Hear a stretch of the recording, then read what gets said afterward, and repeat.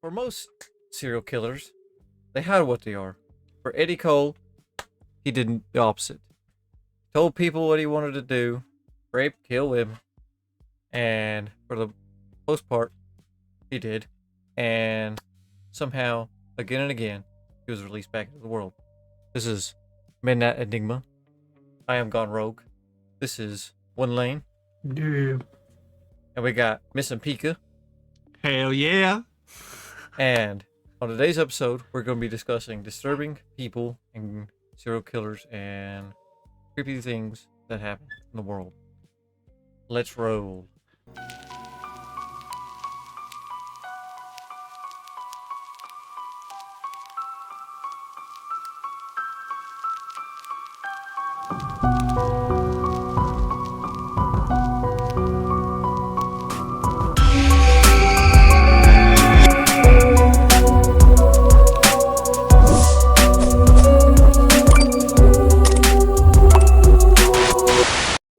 And it's not even just serial killers.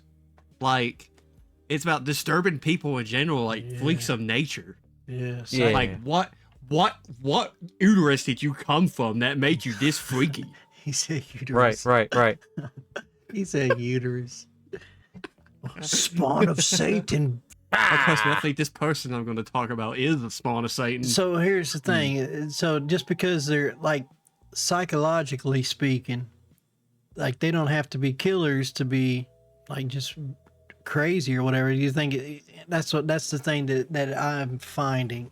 It's like Right. I started looking into the psychology of things, and it's like they do fall into certain categories, but not everybody who falls in those categories is a killer. You know what I'm saying? That's what doesn't make a lot of sense to me. But it seems like the majority of them that do become those killers have the same traits, but also like just psychologically crazy people, like the guy Pika was talking about. He didn't kill nobody, but he just a freak. You know what I'm saying? Does he have these traits? Does that person have these traits too, and just didn't kill, just did other crazy stuff? I don't know. It's kind of a weird thought process because, like I said, I'm reading through some of these psychology things, and I'm not scared to say it on podcast. I mean, I have a lot, not all, but I have a lot of these things, and I ain't never killed nobody. You know what I'm saying? So it's just I don't know what the deciding factor is. Just not being able to control it. Or I guess, yeah. I mean, because it's just like let it take over, I like guess. everybody gets angry. You know what I'm saying? Have I ever been mad enough to kill? Possibly. I mean, I've blacked out and done. You know, when I wanted to talk about that in this podcast, but I mean, could I have killed somebody? Possibly, because I literally blacked out. So I don't know. Mm-hmm. But just I've never had the thought of like actually killing people or wanting to kill people. Just Right. Let's begin of this man or woman, because this person is a transgender. mm-hmm. Christine Weston Chandler, born Christopher Weston Chandler on February 24th, 1982. Most commonly known as Chris Chan. Mm. I don't Those even are know crazy. how to start with the story. This person is the most pathetic, laughable lolcow ever on the internet. The shit this person has done, Chris Chan has done, is fucking vile. All the way from raping his own fucking mother, Whoa! fucking incest. That's awful. Yes, Let's just begin. Okay, Oh my god. let's see. We How gotta do- find this shit. Okay, That's fucked. What in the Burn world? that man. Jesus Christ. Okay. Is he in prison or dead? I don't know if he's Is he still in still prison or alive? not. It's, Oh, so he it's did go to disturbing. prison. What? in the So world? Chris's Okay. I controversy. was not expecting that out of. So he was fucking freaky creepy. He was creepy online as well as like in real life. Like Yeah. It was He definitely paced not with some a kind of Game persona. Boy.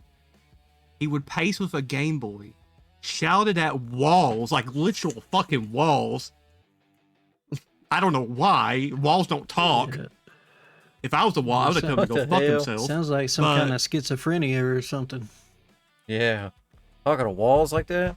And it resulted in a 1-year suspension, anger management, and psychiatric evaluation. Now you might think, maybe that'll fix the man. Maybe he'll become a normal functioning human being to society. Well, forget that. Whatever he had is a fucking retard.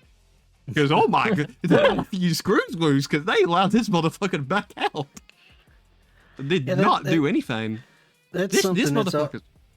that's Go ahead. something that I find very interesting too. Is like a lot of these people, and I think Rogue had They get out. the same thing. They got multiple arrests for either petty stuff or small stuff or whatever, but they keep getting let out. And then, is it the smaller petty stuff that's just not triggering enough to say this person needs some kind of mental help or something? Or does it just keep escalating? Because that's another thing of it, is the escalation of their criminal activity. Like they don't, a lot of them don't, you don't start off, the very first thing you do is just start killing people. They work their way up. Yeah. So there's always some kind of escalation.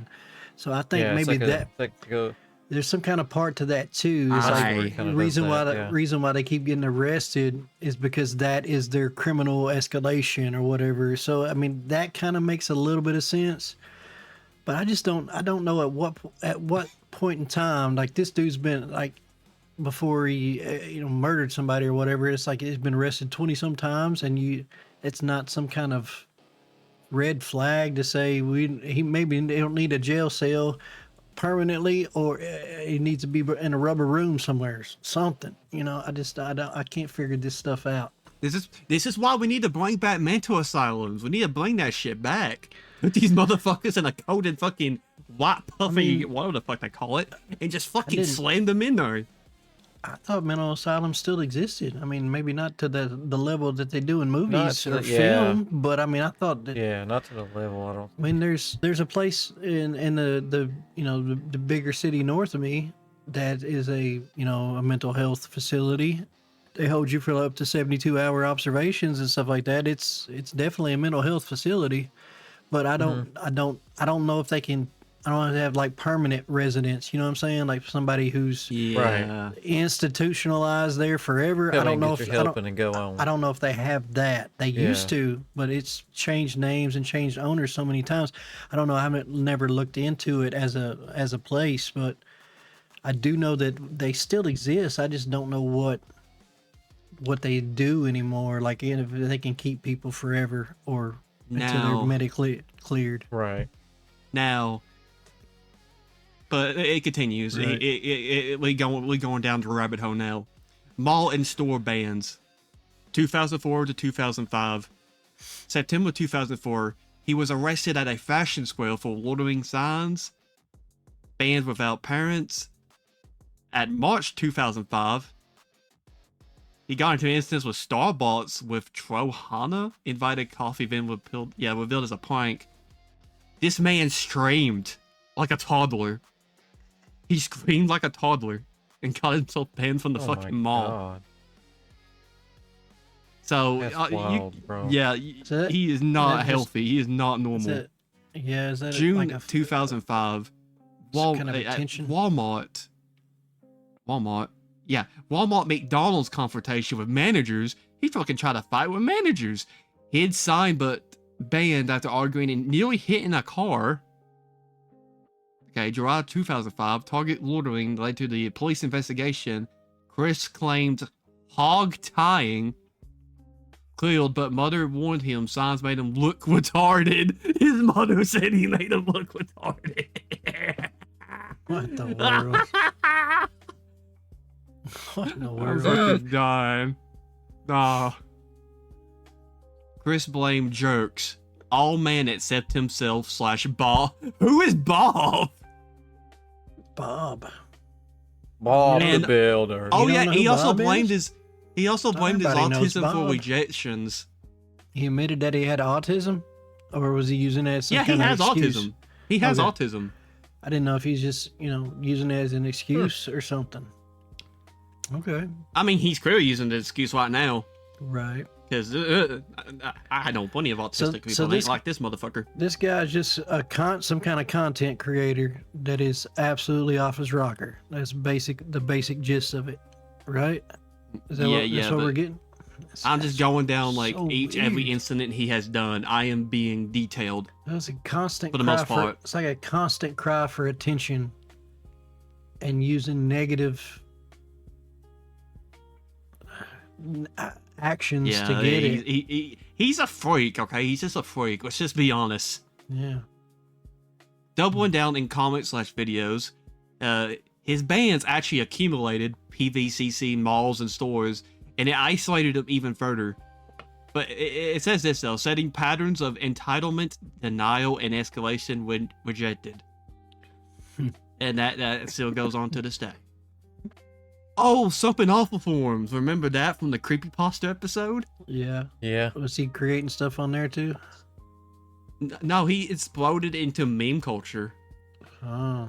And people's like launching pages, making fun of his medallions and Sonic Tube comment and all that shit. And his appearance, because he looks ugly as fuck. Dude, there's so much of this motherfucker than I thought. God almighty. Yeah, that's This crazy. man's like been on the internet too long. This guy's delusional. Yeah, delusional, always seeking attention in any way, shape, or form he can get it, and extremely prone to seeking negative attention. That's the I don't like I said, I can relate to being I'm a performer. I'm a played in bands. I can relate to wanting attention, but not in a negative light. I don't want. You know what I'm saying? You can't control whether people like you as an artist or a singer. You can't control that, but you don't want them to say, just because I don't like you, you're not good or whatever. You don't want that negative attention. I just don't understand somebody who desperately seeks attention, even in a negative light. I don't get that. I mean, they exist. I just don't. I don't understand it. Yo, what the fuck am I reading? I don't know. You researched it. It's like, I asked it to detail, like, get all single details that are known about everything about this motherfucker. And I think even the AI is struggling to fucking comprehend what is wrong with this motherfucker. And I can call him motherfucker because he fuck a mother. His own. That I don't even want to hear about it, but my brain is saying that there's a story there. And this man's Like, this man's Yeah. actions and responses were always rant videos, comic threats, and doxing attempts. Like, this man is a What great the fucking, hell, real bro? Yeah, fucking loser. he wanted to do all his fighting online and then draw attention negatively in real life. I don't It's so know, funny. man. It's Keyboard warrior. Like the troll. I feel like the Keyboard trolls didn't help. warriors. But, Yeah, like, they have, a keyboard How are warrior you gonna game. be like this? Like, and then get duped into humiliating acts. well, like I said, like- that's the thing. He didn't see them as humiliation. It was attention. Period. There was no, like, that's the only thing I can wrap my brain around is there was no way for him to say this is bad attention, this is good attention. It was just one thing, attention. It's like Right. that's the thing that I'm like psychologically getting from this Yeah. profile is that it didn't matter what kind of attention it was as long as he was getting eyes on himself. I don't know, man. Like I said, I get it to a certain degree. I mean, very microscopic because I don't want negative attention. But this guy there was no difference to him between negative and positive attention. So much so that I think he never got any positive attention. So at least it doesn't seem that way. So it was all, this about to get worse. yeah, it was all negative attention. So it was just great for him, I guess. I don't know. Price for her misfortune. Demands apology. DVD's ban list. 2020 later admits partial blame under possession. This bitch thinks this motherfucker thinks he's possessed. Yeah, so to me, that's he says he has autism. I mean, whether he really is diagnosed with it or not, definitely 100% am getting some schizophrenia symptoms from this dude or whatever he is. Definitely getting some schizophrenia aspects. So, that's within like real possessions, or when the church, because Catholicism is big on that, exorcisms, that's the first thing they look at. It's the number one thing is mental health and schizophrenia. Schizo. When you get past that, then they can say, okay, he doesn't have any of this, then it could be, demonic or something. So I'm definitely getting some schizophrenic vibes from this character. Right. 100%. Yeah. I'm gonna fucking skip past this and go straight to this. Affair with mother/incest controversy. This happened in 2021.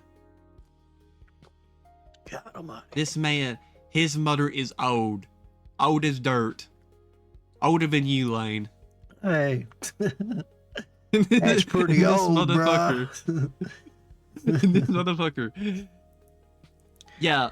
Oh my god, she was 80 when he did that. So not only was it an 80-year-old woman, it was his 80-year-old mother. And he still, how old was, well, that don't even matter how old he was. It's still sickening, but I just don't. Yes, it He is. was 80 when he did that, bro. Oh my god. So that to me indicates, like, I'm big into psychology. As a writer, creative That's person, what's up. I'm a people watcher. Oh I love psychology, but that to me, that's a power trip. Any kind of sexual deviancy, like rape and stuff like that, it's a power thing. You will hold the power. You want to take power away from somebody, or push your power onto somebody. Right. Yeah. So, Yeah. like, what was it? Just the fact that she was his mother that he did it, or I don't know. He wanted to take power back. I don't know, but I'll read this. Sexual relationship with Boblo, 80. Pet name Barbie Chan. That was his name. Routine. No, his mother's name, I think. Oh my god. Pet name. Notice the pet name. Routine every 3 nights. Massage oil, kissing, outer course, fingering. Ugh. I can't really pronounce that word. Cunnilingus. Yeah. Protected penetration. It's oral Chris sex. Crane, is what consensual. Cunnilingus, yeah. Her initiation, soul bonding to heal sins. Goddess Emmanuel? God So- approved, better than Bob/others. Claim consensual, her initiation, soul bonding. What the fuck So is wrong with this person? So here's my question. Well, she was 80. Did she go along with it, or she just couldn't stop him? I mean, I don't think she could stop him. And the fact she's 80 as well. She probably has fucking dementia. Oh my Well, god. that's not necessarily true. I mean, dementia is it doesn't happen to all old people, But I mean, I don't know. I don't know, man. This is Oh, yeah, and this by the way- story in itself is fucking twisted, bro. It's twisted individual. Yeah, why'd you my think I God, thought you of think him that- first? Yeah. The moment we picked, I was Oh my like, oh my God. god, I know who to talk about. Yeah. By the way, immediately after he went to like he went to the Regency in Richmond, he fled. Right after He he went, fled. right after he went to what?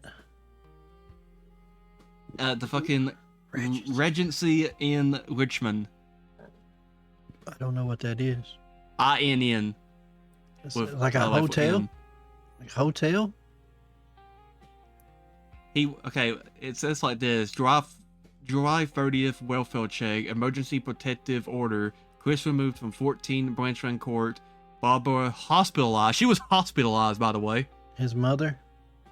Yes. Right. After he And did that to her? oh no, it said he fled to Regency in Richmond. Regency. Oh. Probably. Regency. Inn, My bad.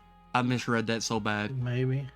I'm sorry. Anyway, he fled to the His Yeah, justifications was saying consensual / divine.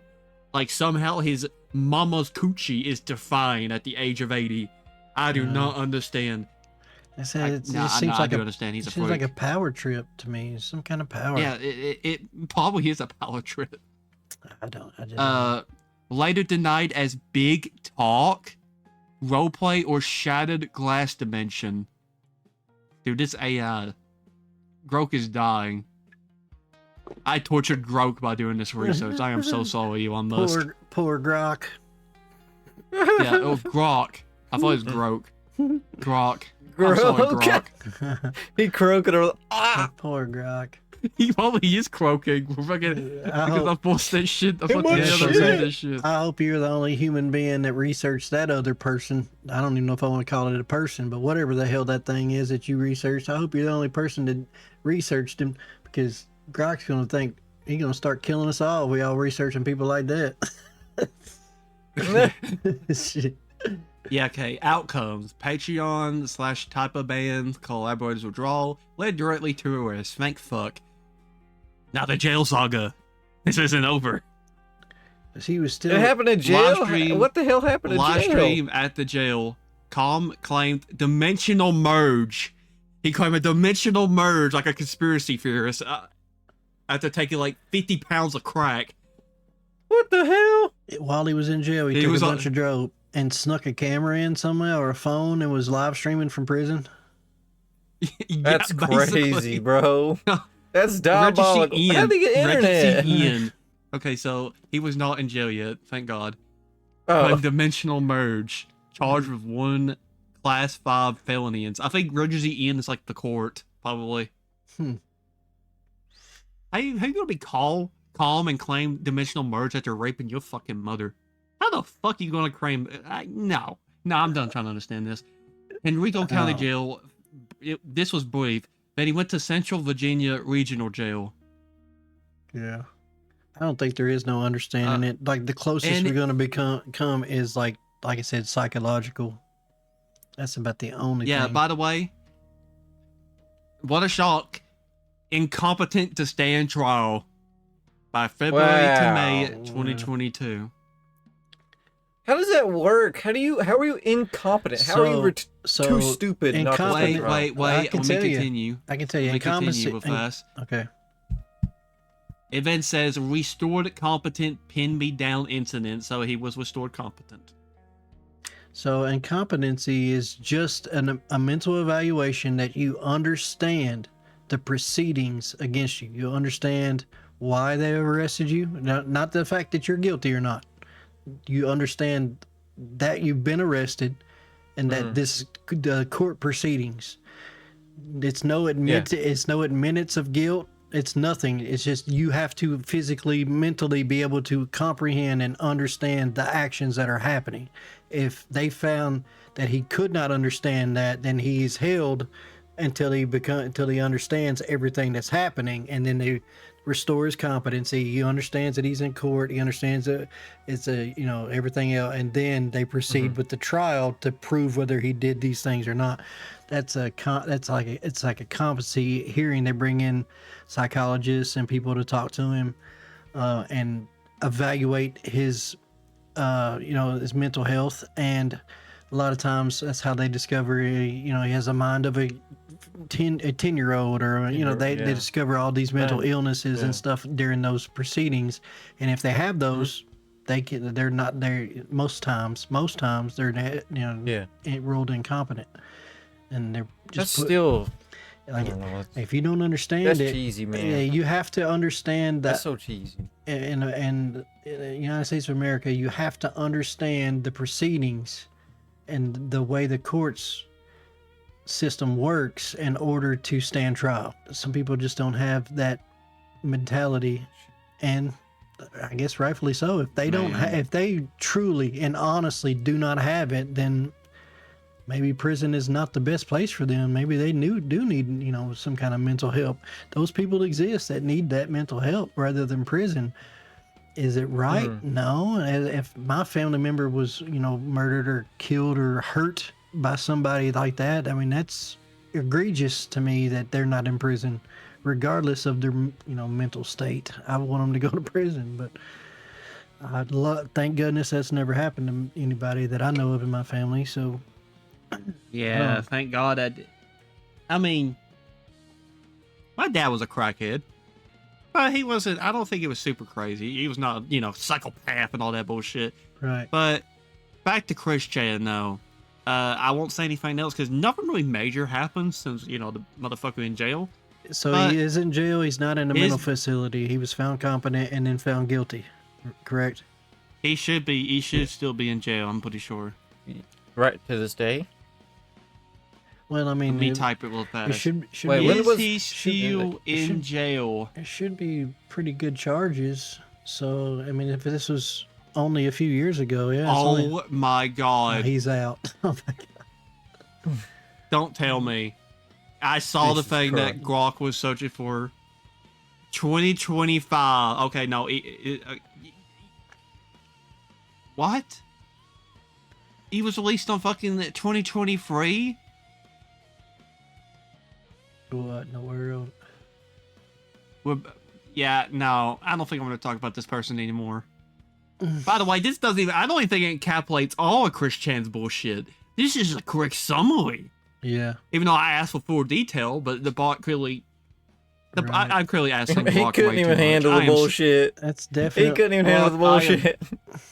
Grok, I am so sorry that I got you to research all that. Usually, Bill, my deal, Oh my AI God. pal. My dear. I do not want to be your friend no more. You hurt my feelings. Did you put the beer emoji? I hope you did. That shit been funny. I do not want you to use Hold on me a as a second. research tool no more. You hurt my feelings. I think I said enough. I think I said anything enough about this freak of nature. And when people get upset when this motherfucker gets misgendered, I don't give a rat's ass. This motherfucker raped his mother. Why should I care? So Don't did, humanize him. did it confirm that he is released and out into the world? Like 100%? Yeah, he's out in the world. He's out in the world. Well, So let's- you better let's watch out. Let's hope part of his release involved never getting on the internet again. I mean, You better watch out, or he whipped out his nice, I don't- custom-made Sonic Chew condom and slapped you Yeah. with it. that's why I say I don't know what a person like that would do for attention if they couldn't get it from the internet. That's what's scary. Right. That's what's scary to me, because if 90%, I ain't gonna say 90%, if even a vast majority of his problems, that his attention seeking that he was getting came from online, or his outburst of crazy acting in stores and stuff, he got banned and arrested at all these places. That's the only options that he has left to get any of those attentions, because that's not going to change without some kind of medical help and medication. And if he's not getting that, he's banned from the internet, as per his release. Because that happens. Like, that's how they, like, it's sickening. But like pedophiles and stuff like that, they would get released, or they can never be on the internet again. They can't own personal computers. They can't. That's how they monitor them. They keep them from having that stuff. So if that's part of his release, which it could be, if he's causing all this trouble online, it could be part of his release. Where is he getting that attention at now? Because that's never going to change. Right. He Yeah. has. It doesn't just disappear. Yeah, he has that mentality. Like I said, I don't play music or play in front of people anymore, but I crave that. I wanna get that every once in a while. So that's never gonna die if you have that in your personality or whatever. It's just obviously he doesn't have a definition of good attention versus bad attention. I don't know. I don't know. I don't get it. I don't have to get it. He's just the human batshit mind. crazy. It can be the human mind can be disturbingly complex Yep. in some ways, especially the psychopaths. Yeah. Like, there's no simple fix and all that shit. I You love, can't just say, abracadabra, abracadabra, I make you not retarded anymore. right. Like, you can't do that. the psychology. It's not that simple. Like I said, I love the psychology part of it. And even, like I said, even at the beginning of the top of this thing, I start breaking down the psychology, looking at it. There's so many aspects of these things that a lot of people have, but they don't choose or they don't kill. So it's like, I don't, Right. Yeah. I don't know. There's the line between Honestly, killing and not killing that is blurred for some of these people, or well, all the people that we're going to talk about today, and not necessarily kill or not, but just following law, being able to control yourself in a way enough to get through everyday life without doing that crazy stuff. And even like all crazy people that act out aren't going to rape their mom, ain't going to kill, Right. ain't going to kill somebody. Like we're going to talk about killers here, I guess, here in a minute, but I don't, like I said, honestly, I don't understand the devaluing. it's kind of real talk. We started talking about serial killers, and then the first story, I talk about a fucking creep and a rapist. Yeah. Not even No, a I mean- serial killer. Well, we're talking. The episode's not all about, like you said, it's not all serial killers. Yeah, it's just I know, just- but I just find it funny because Andrew's like intro. Yeah. Really. I know. Well, I mean, it falls under the line what we're talking about, disturbing people. disturbing. Yeah. And there's not Yeah, always just a man. there's not always an explanation for disturbing. You know what I'm saying? It just is. And only medication, even at that. I mean, if you really break it down, man, does medication really fix anything, or is it just dope you up enough to where you're not causing any more trouble? Yeah, where it suppresses don't know. your brain. I don't know. just I mean, suppresses your I would brain. like. I don't think they're a fix. I would like to think, as a person with a non-medical background, that, I mean, we know that surgery fixes things. We know that, you break your arm, you can heal a bone. We know that Right, form right. of medical. But what we don't, I mean, it's proven fact. Like people can get mental help and be better and be productive in society. That's proven. But to what level can they bring you back from? Like, at what depth do you say, you know what I'm saying? Is there a fix for it? Like, I just don't, somebody is guilty of all these things that this Chan person you're talking about has done. I don't know if there's any return for somebody like that. You know what I'm saying? Right. Yeah, it's like, I don't know. I knew this man, this old man, kind of. He worked too hard, and he had a heat stroke. He generally did not remember his entire life. Right. And it was sad. Right. It was a very sad moment.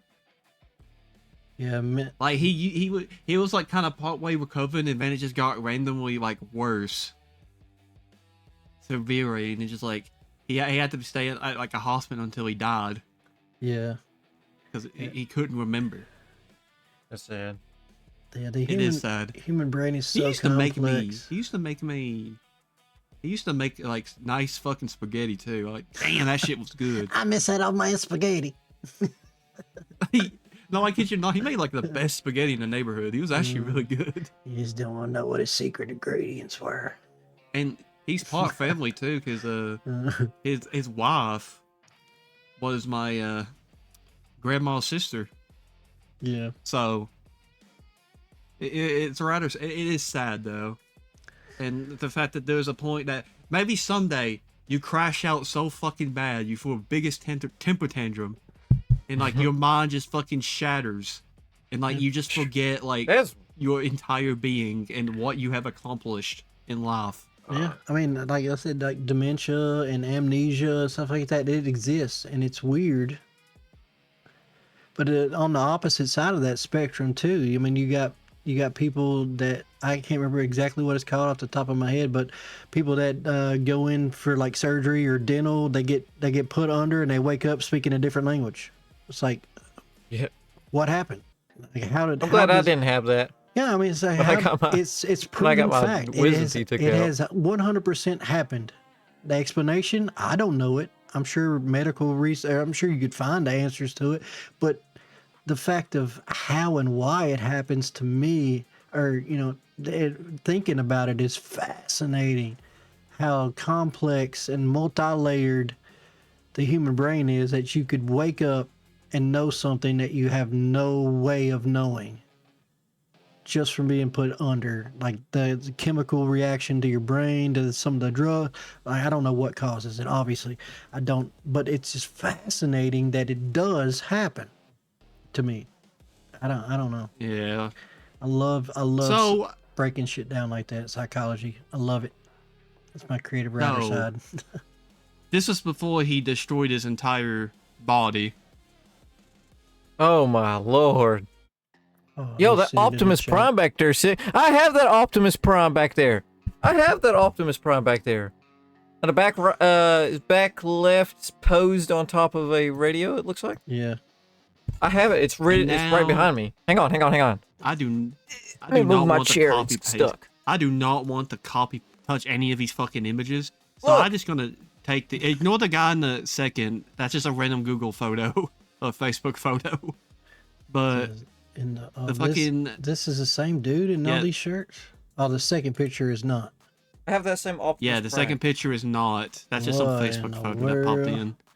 Okay, yeah, And that's definitely a Fresh weirdo. Chan Butter. Oh my This god. how- He's definitely weird. I'm not okay. Let's see. Hold on a second.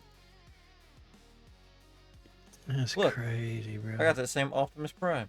That's crazy. Oh, this is Andrew's gonna be a crazy psychopath. No! I'll throw him away!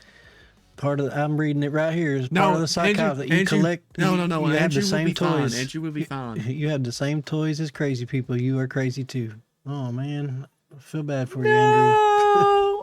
Andrew Hang will on, be let me fine. just, You want to let know me just why? get my mug out here. Or my gun, I mean. Well, at least your mom's not 80. Oh, man.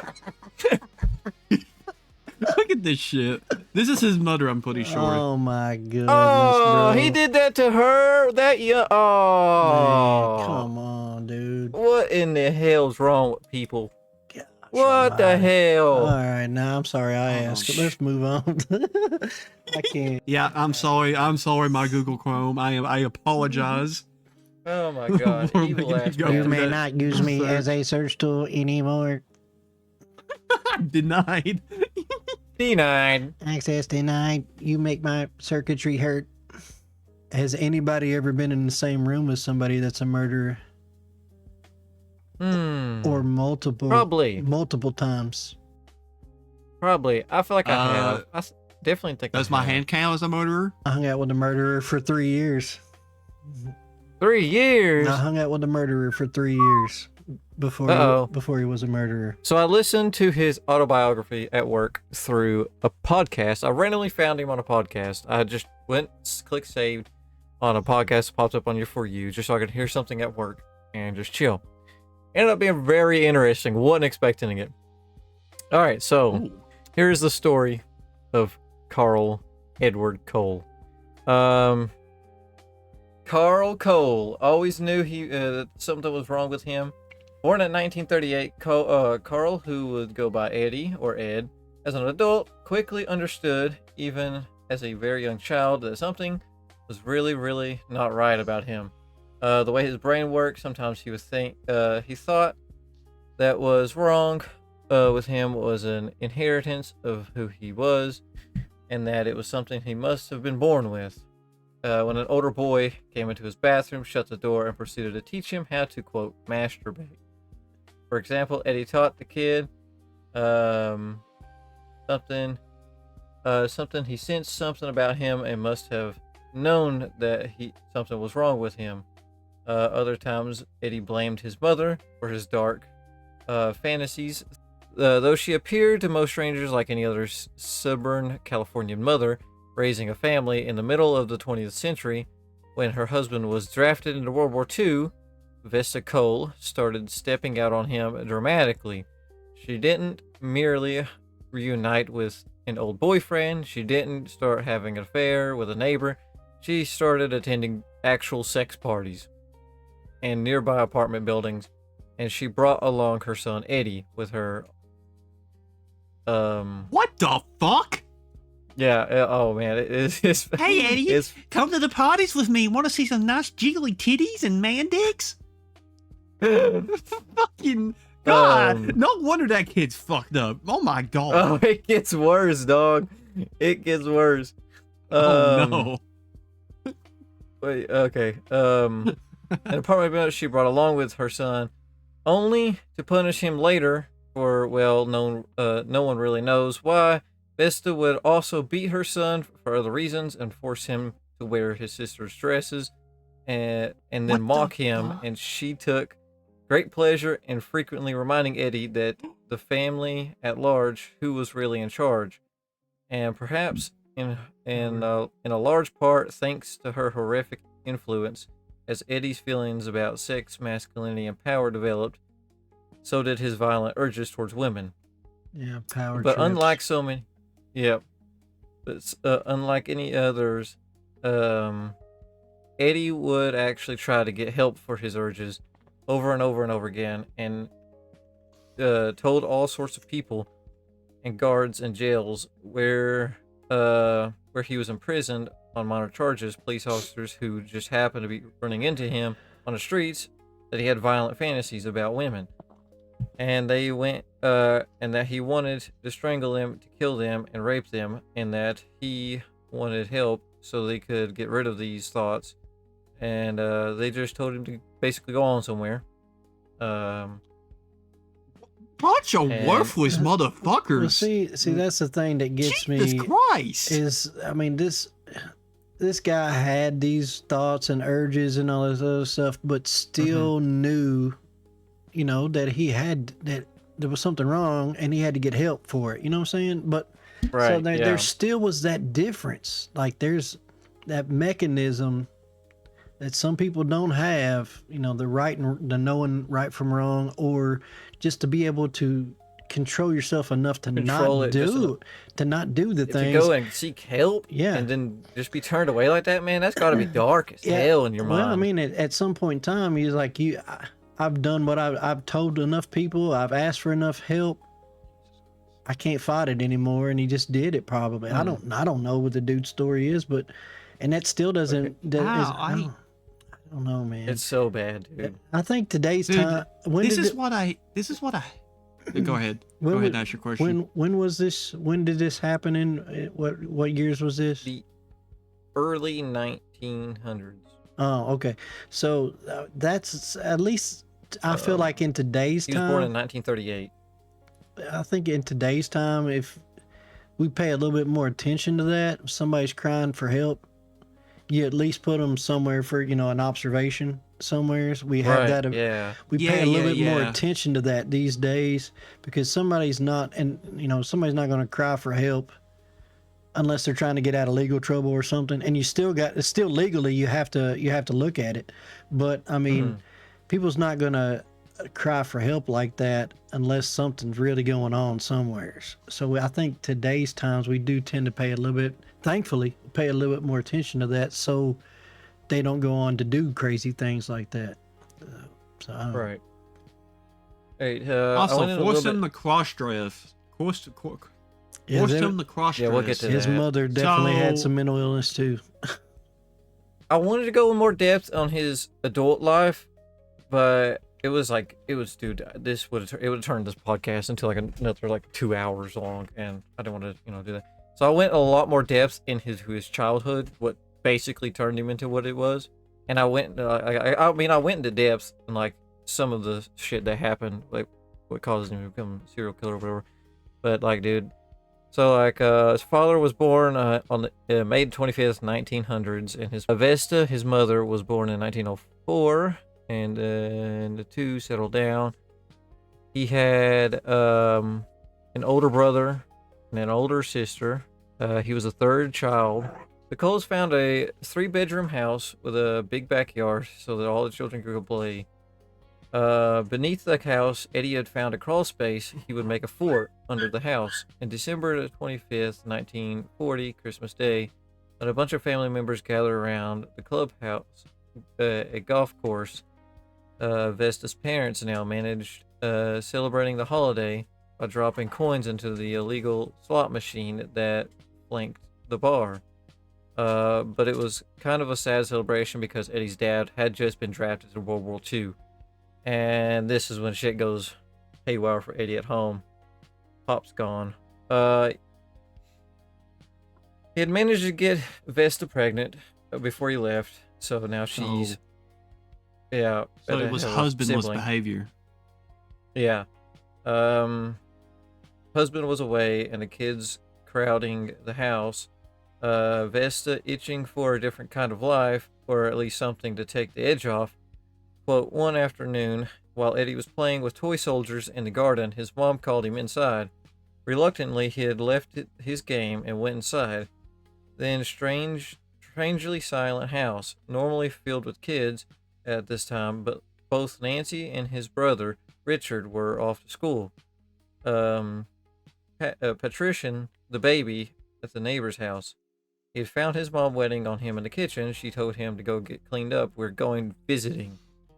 And then she took him to the neighborhood of bleak apartments managed by the local housing authority. At one building, they climbed the stairs to the upper floor apartment. In front of the door, Vesta told Eddie not to tell anything about what was going to happen next. She then knocked on the door. A girl about Eddie's age, straight up naked. This dude's 8 years old, and filthy. Not concerned at all, she answered the door, and standing there was a man, brushed her aside and invited Vesta in, immediately kissing him. He then took her, then together squeezing her butt through her dress. Inside, there were 3 more couples in a small apartment living room. Eddie turned just in time to see his mom disappeared in the hallway. A few moments later, while exploring, he peered into a room and saw a very old person in a wheelchair that was disheveled. Yeah, disheveled. It just means unkempt. Clothes are all ragged, hair not combed, disheveled. Yeah, that's all that really means.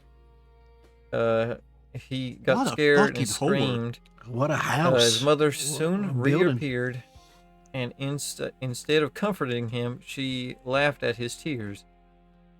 The kid at the place then the kids at the place started beating on him and making fun of him for his name.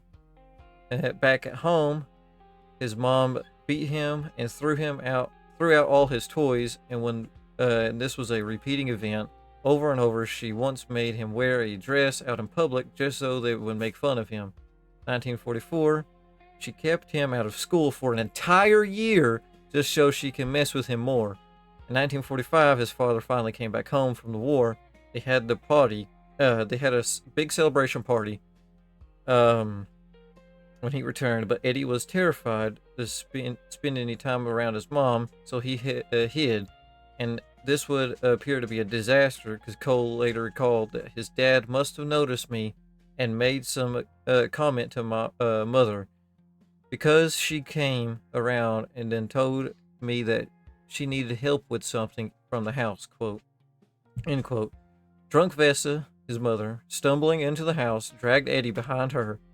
Then she began to twist and pinch his ears, berating him for his acting sad.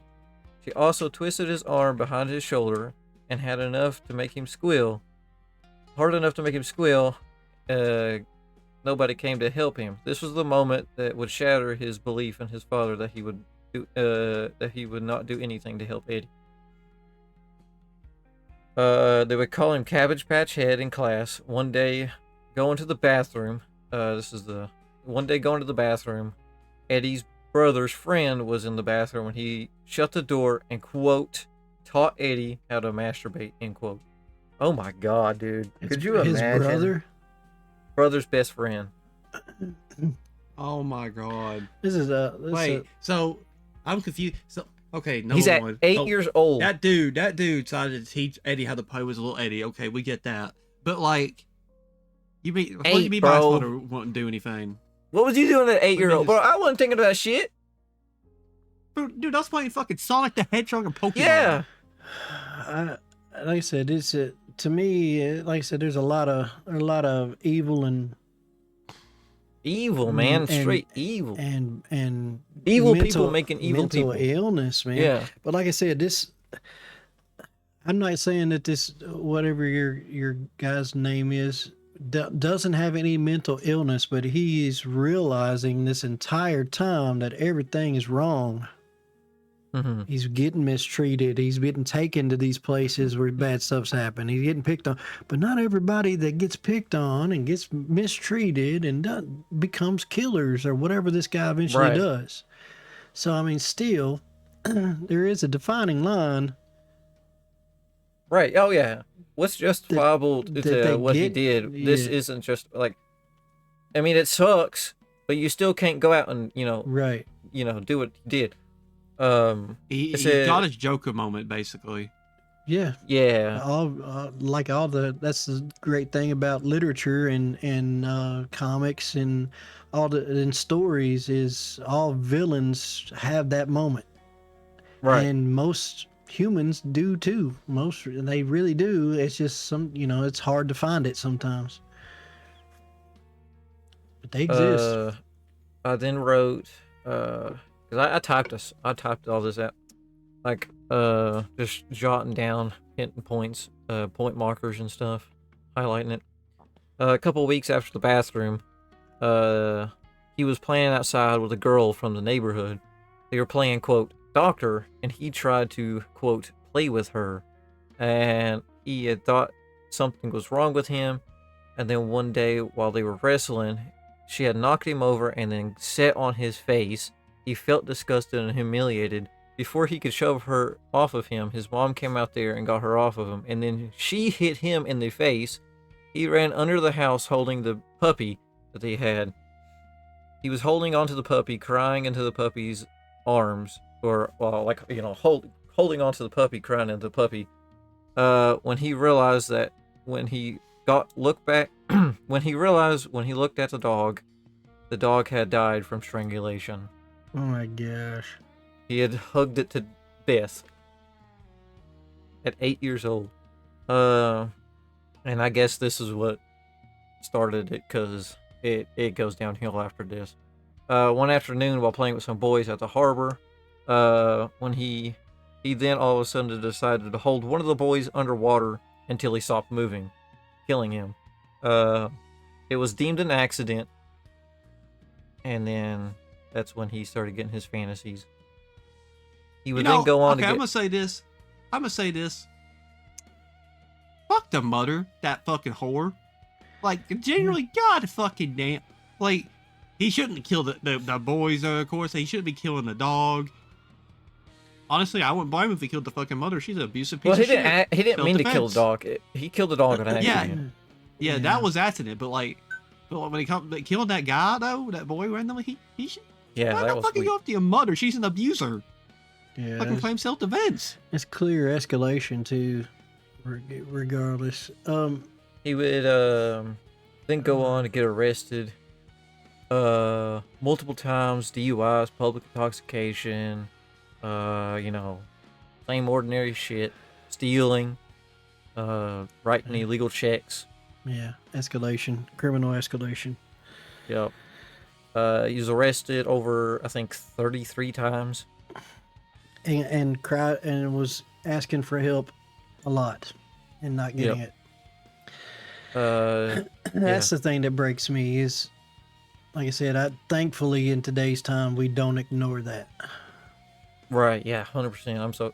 Because like, dude, it turns people into straight villains. And I'm sure does. I'm sure it does get ignored. It has to happen.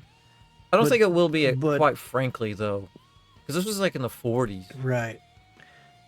So I just don't. I wouldn't expect it to get overlooked like how it would used to be. Right. I 100% believe that in the vast majority, if not in the 95 percentile, somebody, cries out for help like that, they get it in some way, shape, or form.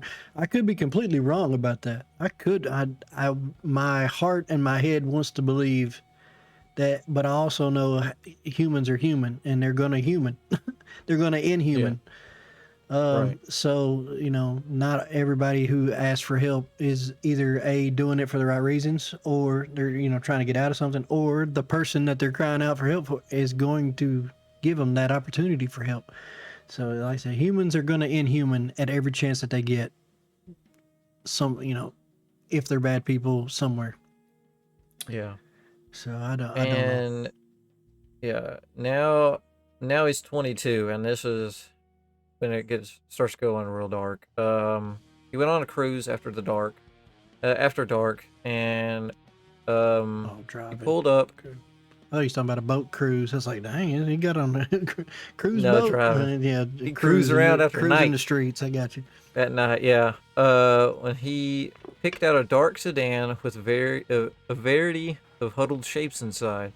Inside was two couples making out. Eddie then drove across the railroad tracks, killed the engine, and from beneath the driver's seat grabbed an old claw hammer. Sneaking back into the darkness, he approached the car where he heard the couples whispering and moaning. He then dramatically killed the vibe when he brought the hammer down onto the car's rear window. One of the girls screamed. His glass rained down on everyone inside. As glass rained down on everyone inside, Eddie then rushed to the driver's side during the confusion, aimed his next blow through the open window at the driver's face, but he missed. And then a set of hands wrapped around the hammer, twisting it from Eddie's grip. He then ran away, hoping that they hadn't seen him to identify him. But one of the girls was from Eddie's neighborhood, and she knew exactly who he was, and did go to the police. And then the cops showed up to book Cole for assault with a deadly weapon, his sixth arrest at the time. He was only sentenced to 30 days on a county farm in June 28th. So hard labor, basically. Yeah. Goodness gracious. Hard labor arrest, basically. 30 days to a farm. When he gets out, he gets another 30 days, seventh arrest for traffic violation and petty theft.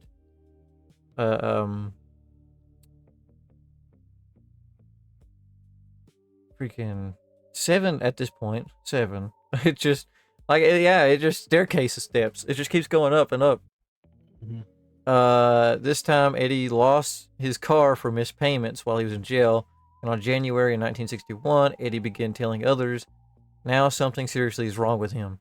One day that month on foot, he flagged down a Richmond squad car huddled with officers explaining his compulsive urge to rape and strangle women. They drove him to the station where he explained himself to the lieutenant. The man, skeptically at best, sounds he thought Eddie was just nuts and told him to get out, basically. You think somebody's nuts, but not nuts enough to help them. Yeah. Like, it don't make sense. Like, why would you do that? I mean, it was a different world and stuff back then, like you said, but yeah, but someone's there like, still was asylums. do your damn job. Yeah, there still was mental asylums. They existed. Protect and serve. Like, what the hell? Is that what I'm hearing? No, on February. I think he'd only killed one person. That the boy who drowned at this point, right? Yeah. Yeah. No, I'm making a joke. He ain't started yet. Right. I got you. He got close to that one. On February 6, 1961, he had admitted himself into the Napa State Hospital for a 90-day stay. In 1965. So he literally went and tried to get help, and 90 days wasn't enough, or they couldn't find any, or whatever. Yeah, like it's people like that, and it sucks to feel sorry for somebody who eventually does something that horrible, but I truly do. I mean, I ain't gonna say he did everything right, because he obviously didn't, but I mean, he knew, he tried to get help, and it didn't happen for him. He didn't get the help that he needed. And some people just can't be helped either, too. So maybe they couldn't help him in those days. I don't. But why wouldn't you keep him if? I don't know. There's a lot of questions I have, but it does break my heart for this person. At this point in the story, at least, he legitimately He's tried to to get help for himself trying. and went into a mental, checked himself. That's a part of the story. Even with his dark backstory. Yeah. He checked himself into a mental facility trying to get help. So, like I said, at this point in the story, all the bad stuff that has happened to him and been done against him, and him seeking help for himself, I feel sorry for the guy. Yeah. But, you know, still choices are going to be made, obviously, in the story that are bad choices and a horrible person. But I don't know, man. It's just heartbreaking. The hospital staff made diagnosis and antisocial psychopath personality disturbance and recommended he be discharged and apply for outside psychiatric treatment or voluntary admission at a Castro State Hospital. I don't know if I said that right. Due to his sadistic, abnormal sexual tendencies. He was then released from Napa. Right. I mean, that's the difference, is because you have tendencies or thoughts doesn't make actions. You know, our world is not, just because you have the thoughts, having the thoughts is not a crime. It's actually doing something. So, you know, you need mental help. You have these thoughts, just don't never do it. And then, you know, they can't. And even if you get mental help, that means you necessarily don't get rid of the crazy thoughts, I guess. And I hate to even say crazy because that's politically incorrect when you're talking about, you know, mental illness or whatever. But I'm calling crazy. That's what I don't understand about mental health is, are they really fixing things, or are they just doping you up on and making you drool on yourself, and so you can't? You know, right? Okay, Yeah, I have a controversial opinion, and I don't understand. I have a controversial opinion. I 100% in believe that they're just doing it to drug you up. They aren't here to help you. 100%, 1000%. Money. Because otherwise, why would you have these motherfuckers having issues, mental issues? You tell them, oh, we should accept you instead, honey. No, we should not. We should be helping them, not affirm their delusional beliefs. Right. But this is why mental health is so shit nowadays. Well, I think that, like everything else, when stuff fails or you can't do something, you don't want to admit it. So they don't want to admit that probably the majority of mental health facilities can't help their patients. They don't want to admit that. So it's not even a cover-up tactic. It's just make the mental health, you know, it could be a cover-up. They just don't want to, because if you know that you're going to, like, you need help, and why would you go to a place that can't help you? You want to believe, or the people around you that are taking you there want to believe that you're going to get the help you need. Right. But if that help doesn't exist, they don't want to admit that. So this is just my opinion. I don't know this to be fact.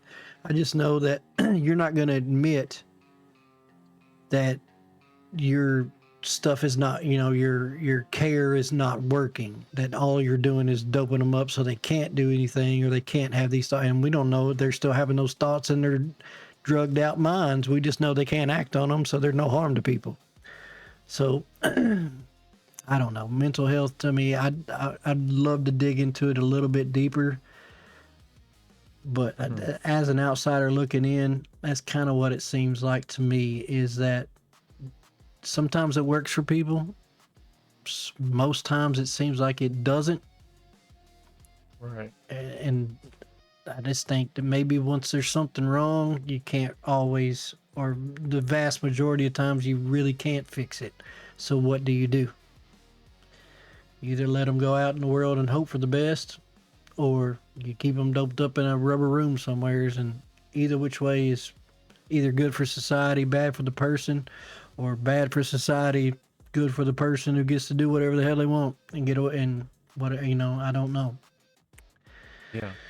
I don't know, but logically thinking, it's the only thing that really makes any kind of sense to me without digging into it. And I openly admit I have no clue what I'm talking about. It's speculation and theory, and it intrigues me enough that I'm going to 100% look into this when we're done at some point this week, just because I'd really like to know what the statistics and numbers are on that, because my mind needs to know. His mother bought him bus tickets so he could go see it with his brother in Dallas, Texas. The same and then brother whose friend molested him or showed him how to Yep. molest himself. Yeah. Gosh almighty. July 15th, 1963, he attempted suicide with pills after failing the attempt to strangle a woman he'd spent 4 days with in the psychiatric ward. He then met a woman named... Hold on. He said he was in a psychiatric ward again. So once again, he's trying to get help, or somebody was trying to get him help. That's at least twice in this story that he's been in some kind of ward. Listen, and no help. No. Can it just not be fixed? You know what I'm saying? Is he one of the people that Who knows, man? can't be fixed? Can't be fixed. November 1963, he marries a alcoholic stripper named Neville Whitworth, or quote anybody nicknamed Billy. He then time jumps to so he spent a good healthy 4 years, 5 years with this person, 2 years, something like that. I don't know.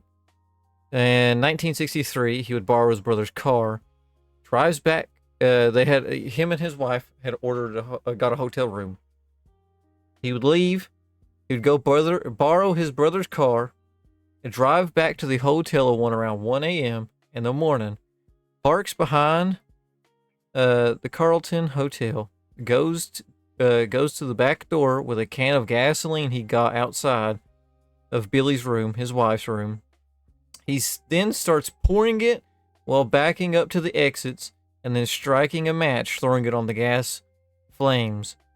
He then runs away, and then after that, listen to this stupid shit. After he leaves, this is where stupidity comes. I don't know what to...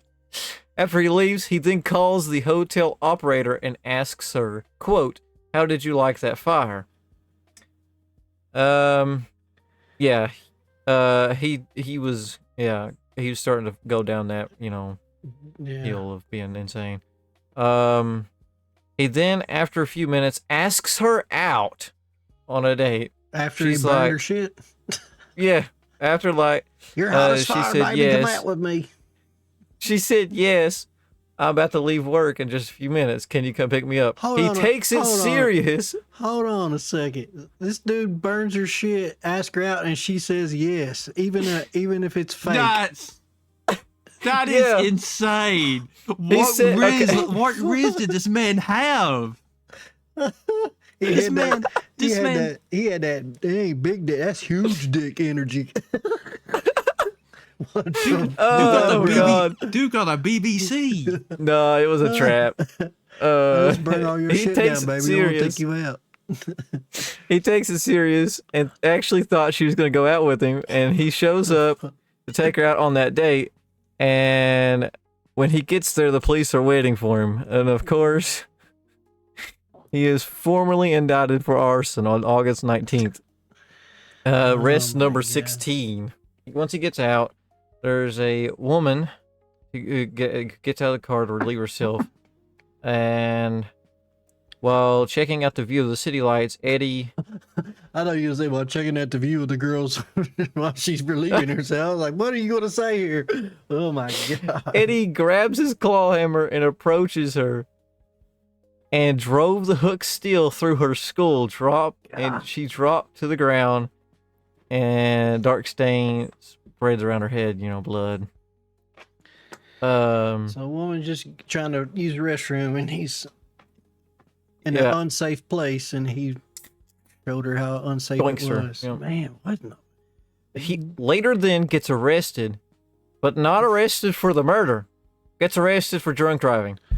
Well, I mean, it's an unsolved murder. I mean, and I hate to say this out loud, but that's the easiest way to get away with murder is if you have no affiliations with the person whatsoever, and try not to leave no evidence. I mean, if she's just some random stranger and he leaves no evidence behind, what are the cops going to do? You know, they, especially in the 40s or however long this is now in the 60s, no DNA, Sentence, no 30 nothing. years in jail. Or 30 days in jail. 30 days in jail on his 24th arrest. Like it was just a bunch of stupid arrests, bro. But he was killing in between it, not getting arrested for that. Yeah. And then Cole's first victim, which was Louise Buck. He had picked her up in San Diego May 7th, 1971. He strangled her to death in his car and then drove around with her body in the trunk before eventually dumping it. Just 2 weeks later, he killed an unidentified woman and buried her in a wooded area. He later claimed that they had proven themselves unfaithful to their husbands and so reminded him of his adulterous mother. Mm-hmm. On July 1973, Cole married Diane Faye Paschel, who was also an alcoholic. They argued and fought frequently, and Cole regularly went off on his own for a few days at a time. He would commit murders while he was away, including one woman he had allegedly cannibalized to a degree. In September 1979, Cole strangled Paschel to death. A suspicious neighbor called the police 8 days later, but although they found Paschel's body wrapped in a blanket, stuffed in a closet, they decided that she had died from her heavy drinking, and Cole was released without charging or questioning. No proof. How? No proof. Stuffed in the closet. Right. But I get it, but still, like, so this country has, it's a good thing. In this case, it obviously was not a good thing. Proven without a shadow of a doubt. Proven innocent. And she had, well, you have innocent, but you also have to convince a jury that there's zero doubt that this man did this, and if she has history showing all it. Now, what it at bare minimum, if these charges existed back then, you'd be tampering with some evidence, tampering with the body, mistreating of a body. If those were crimes back in those times, then at very minimum he was doing that, because he didn't report the dead body. He did, to the authorities. He wrapped it up in a blanket, threw it in the closet. That's mistreating of a body. So at very minimum, those either could not be, they either weren't crimes at the time, or they overlooked them somehow. I don't understand that. To me, it makes sense that they weren't crimes at that time, possibly, and they became crimes later. Right. Cole began killing. His victims were purely women, often those encountered in bars or women vulnerable situations. He wasn't selecting them randomly. In his mind, they represented something. He later described reminders of his mother, particularly women he believed were unfaithful or mortally flawed. There were psychological outcomes of chilling. Because of Cole, they weren't just victims. They were symbols targeted for years of unresolved rage against his mother. Yeah, his mother. And after that, 70. He on the 15th of 1973, he was heading back to work when he passed a police car, and they pulled him over, ran a check, and found an open warrant charging Eddie from escape from custody. His 26th arrest. And then later let him back out. How can someone be let? Dude, if you have a 26th accounted arrests, right? How is it's So, justifiable to let him back out. so here's That's what I don't get. Here's the thing. In those times, I know 100% that there was no such thing as what we call today repeat offender rules. They didn't have those back then.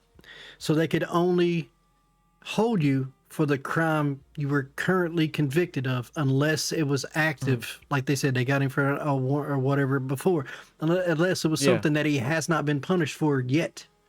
So he'd been punished 25 times. They can't punish him for those 25 times again. It's already done. They can only punish him for this 26th offense. That's it. So he does something petty, he's going to get out for that. That's the way it was looked at. There was no repeat offender or anything like that kind of rules. And even our repeat offender things are like felonies, or, you know, they're bigger crimes. At least I think so. They're not repeat offenders for like slap on the wrist misdemeanors, not wearing a seatbelt. Oh, you're going to prison for 25 years. You know, something like, you can't, it has to be something huge or something big. I would think. I think that's the way it is. But in those days, that crime didn't exist, or that wasn't a punishable to be a repeat offender. He had already served his time or his punishment for those other prior convictions, so they can't look at it anymore. It's done. It's a criminal history, but they can't tack on to it like we can now by saying you're a repeat offender. I can tack on to your current charge because you're a repeat offender. We can do that now. He then left San Diego and started moving around in 1979. He met a woman named Mary Cushman at a bar. Barflies. Yeah. That same evening, the two went to a motel where they had sex. Then he killed her by strangulation, dumping her body, and come back days later just to freak with her. Oh my gosh, that's what my character that I'm going to talk about does too. Dead, dude. Necrophiliac. Yeah. That's my character does that too. That I'm going to talk about. But Pika, do you sleep? Yeah. Your character's just blinking. I do not have a single word to say about that. Pika's asleep. Necrophiliac. I thought he would say something about necrophiliac. No, at this point, man, That pretty shade of my blue. mind is completely. That pretty shade of blue on your skin is I'm sexy. sorry. I'll make a joke real fast. Oh, is that a dead body? Oh boy, consent not needed. I like that. That blue coat skin is turning me on. God, I love the code. Yeah, I don't get it. I love you, rigor mortis. We're about done. Wait till you get to mine. If you think that's bad, yeah. At least it seems like your guy only did it once. He did it 3 times. Necrophilia. I think so. Yeah. God almighty, man. And he loved touching dead bodies. Cole then attempted to strangle an 11-year-old girl in Missouri. He was then arrested and sentenced to 5 years in prison. After the sentence was up, he ended up in Nevada, where he strangled 2 more women. Once again, he checked himself into a mental hospital. The doctors noted his murderous fantasies, but elected to not detain him, and he was given a ticket back to San Diego. You know, one thing to say. That's 1,000,000% on the doctors, because at this point they ain't murderous fantasies. They ain't fantasies if you're really doing it. They're crimes. Right. So that's 1,000,000% the medical doctor, whoever said that and let him go, is wrong. 1,000,000% wrong. It can't be a fantasy if you're acting it out. It is real life. It's real crimes. I don't know how the world was back then, but there's a huge difference between fantasies and really doing shit. Honestly, especially if it's bad I think shit. that doctor was probably so retarded that he probably viewed the world in black and white, unironically. Yeah. Like those old TV shows as well. Well, I mean, it was different times. I get that, but it's still, I mean, that's obvious. I don't know. That's obvious to me that there's the difference between fantasy and reality. It can't be a fantasy if you're really doing it to people and hurting people. Then that's no longer fantasy. That's crimes. Yeah. I don't know how they could say that it was just fantasies. He joined the U.S. Army, but was given a bad conduct discharge for stealing pistols. Golly, man. Like, The bro, why are you stealing guns, dog? Even at that, the military couldn't even straighten him out. You know, they usually back He in those probably- back he in those probably- days, they beat Especially you know what I those think? days, dude. They He like probably wanted yell to at be, you. he probably wanted something easy to kill bitches with. Yeah. The guys. Yeah, back in those Not needing days to in strangle the them. military, dude, they beat the fucking bad shit out of Yeah. you or send you off to war to die or something. I don't know. In the 60s, man, Vietnam hadn't started yet. I don't Yep. know, man, but yeah, even the military back in those days, man, they was hardcore and would usually get the bad out of you, or at least figure out a way to use the bad for their benefit. Right. That's probably what they then- did. They used it to the Yeah. benefit. Yeah, but they couldn't. He stole guns, so they had to kick him out. Oh god, dude. He then left San Diego following the Las Vegas. He killed again, then returned to Dallas, where he was where he fatally strangled 3 more women. November 1980.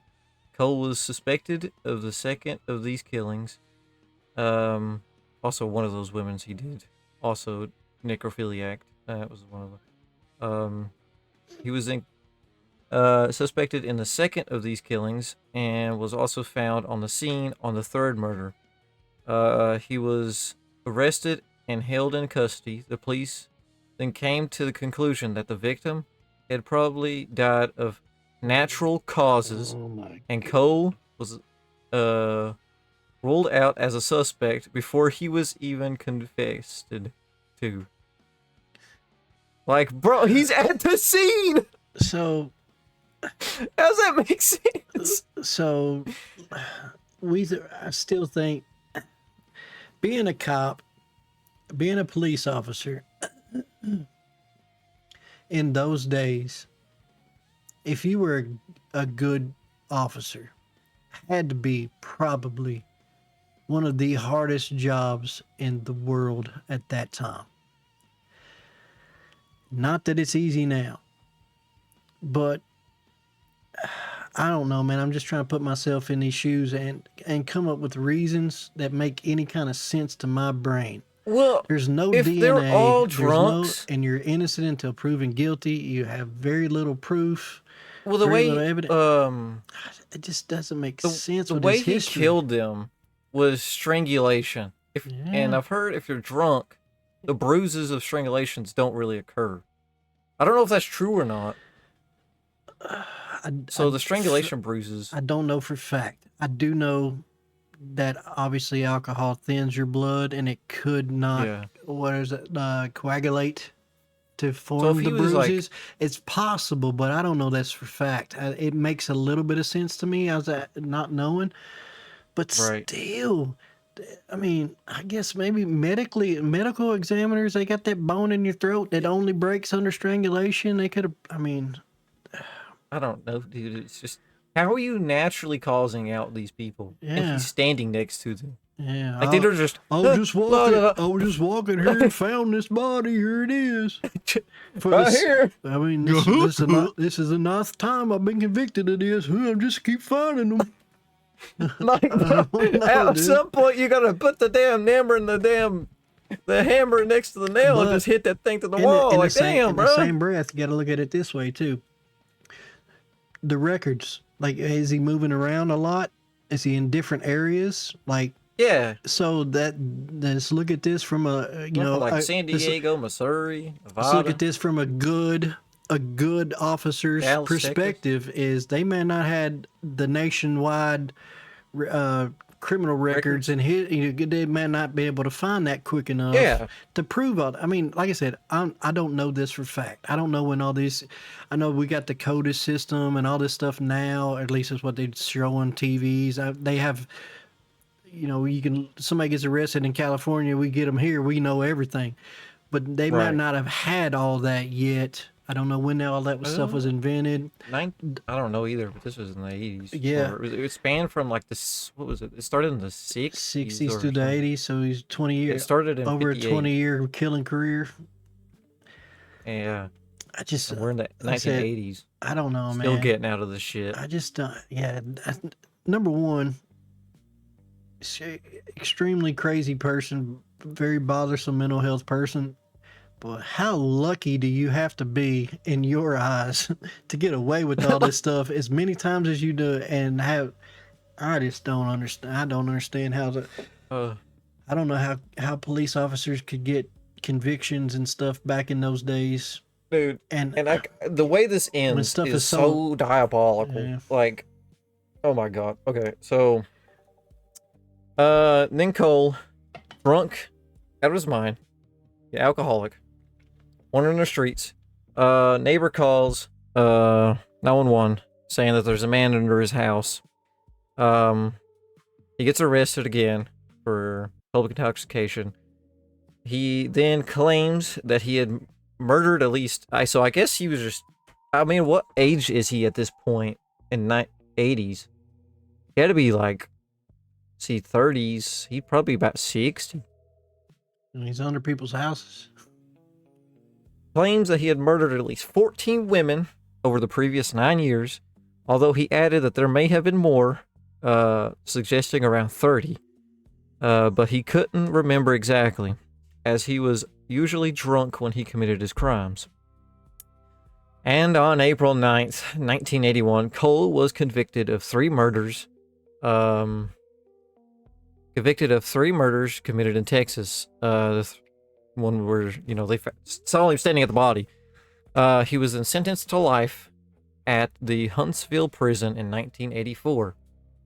Cole's mother died, and his attitude was reportedly to have changed. He agreed to face further murder charges filed in Nevada, even though it could possibly mean the death penalty. And in February 1984, Cole was extradited to Nevada, where he was tried and convicted for the strangulation deaths of 2 women in 1977 and 1979. And in October 1984, Cole was then sentenced to death in Nevada. When his sentence was passed, he said, "Thanks, Judge." So Sometimes he was fully convicted of 5 murders. Yeah. He then passed. When sentence passed, he said, quote, "Thanks, Judge," end quote. Sometimes before his execution, he reported converting to and became a Catholic. Okay. The victims. Sorry, I scrolled up. The victims in which Cole was convicted of killing were Kathleen Blum, Marie Cushman, Sally Thompson, Dorothy King, and Wanda Roberts, the later 3 of whom were killed in Texas. On the day of his execution, an anti-death penalty campaigners included in an American Civil Liberty Union. One guy went up to him and asked for his autograph. Wow. How wild's that? Well, there is an That's industry. crazy. There is No. an industry for that. Oh my couple god, peop- you kill people like that? No. Please. There is. Sign my bloody knife. It's called. It's like murder memorabilia. One man asked for his signature. A couple others followed, and then the United Methodist Church of Reno, a fellow of death row inmates, tried to have his sentence commuted, but Cole protested for his last meal.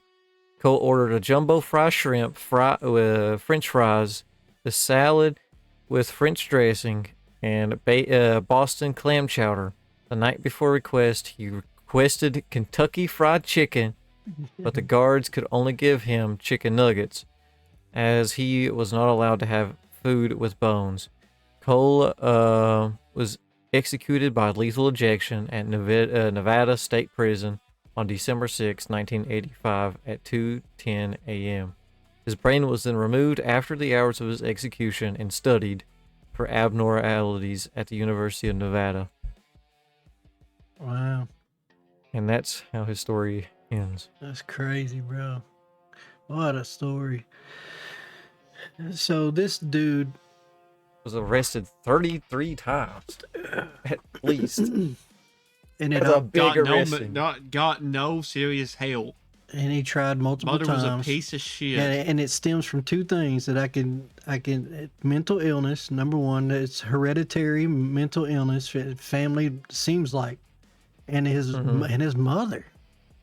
I mean, you could throw being bullied and mistreated in there, but that to me that's a lesser. There's people that get bullied every day that don't do this stuff.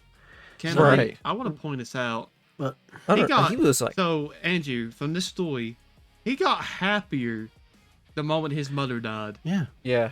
They said his attitude and his personality completely switched like a light switch. There's so much pent up hatred, and in Pepper. his mind, the only thing he could do to get rid of that, to release that, was to hurt people. And what I don't know, man.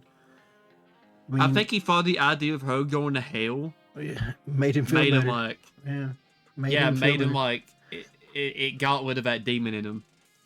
It's Yeah. very possible. I mean, from the outside looking in, it makes sense. But, I mean, the whole situation doesn't make sense, other than, like I said, mental illness and stuff like that. But I mean, dude, yeah, he got.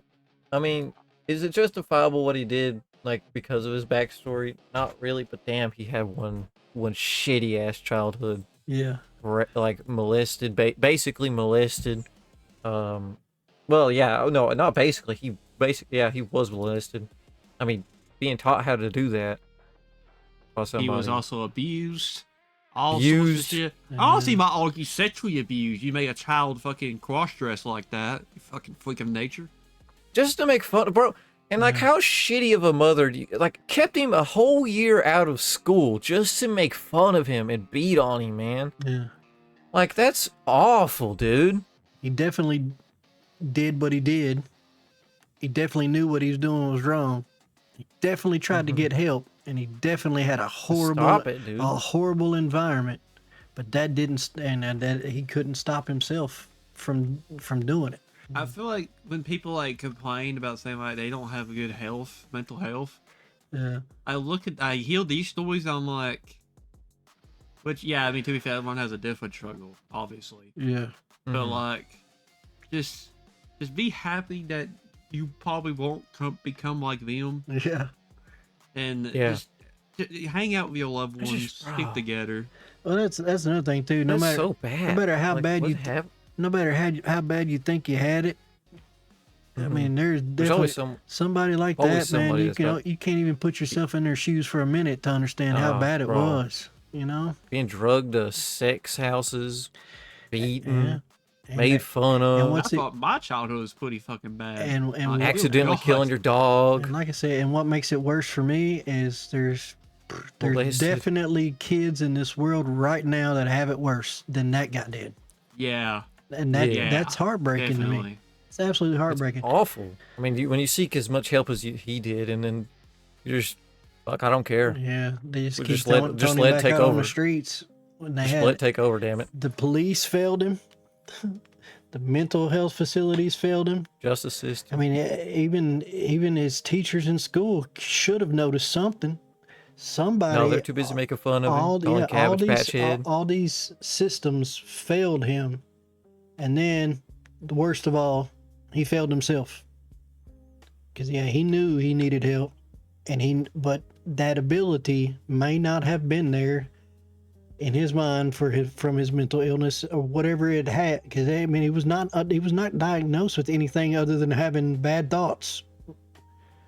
Technically, yeah. So he just couldn't stop. He couldn't help himself. He failed himself by committing the murders that he was convicted of and the murders that he wasn't convicted of. Well, Let's talk about. that's my story of Carol Edward. Let's scoot on over to OneLane over here. Let's hear your disturbing Real people. quick, what do you think in the United States the most prolific serial killers? Don't be looking at no lists. I want to know off the top of your head. You've named a few of them. Oh, I don't got no list. You know, the most I just got a white screen over here, so it lightens up over here. the most and up prolific serial killers in the United States are. Really, Mr. You Wise. mentioned Dahmer. Dahmer. You mentioned the Ed Gein. Ed Gein. You mentioned the clown guy, which is John Wayne Gacy. John Wayne Gacy. Gacy. Let's see. We got Gacy. We got Wayne.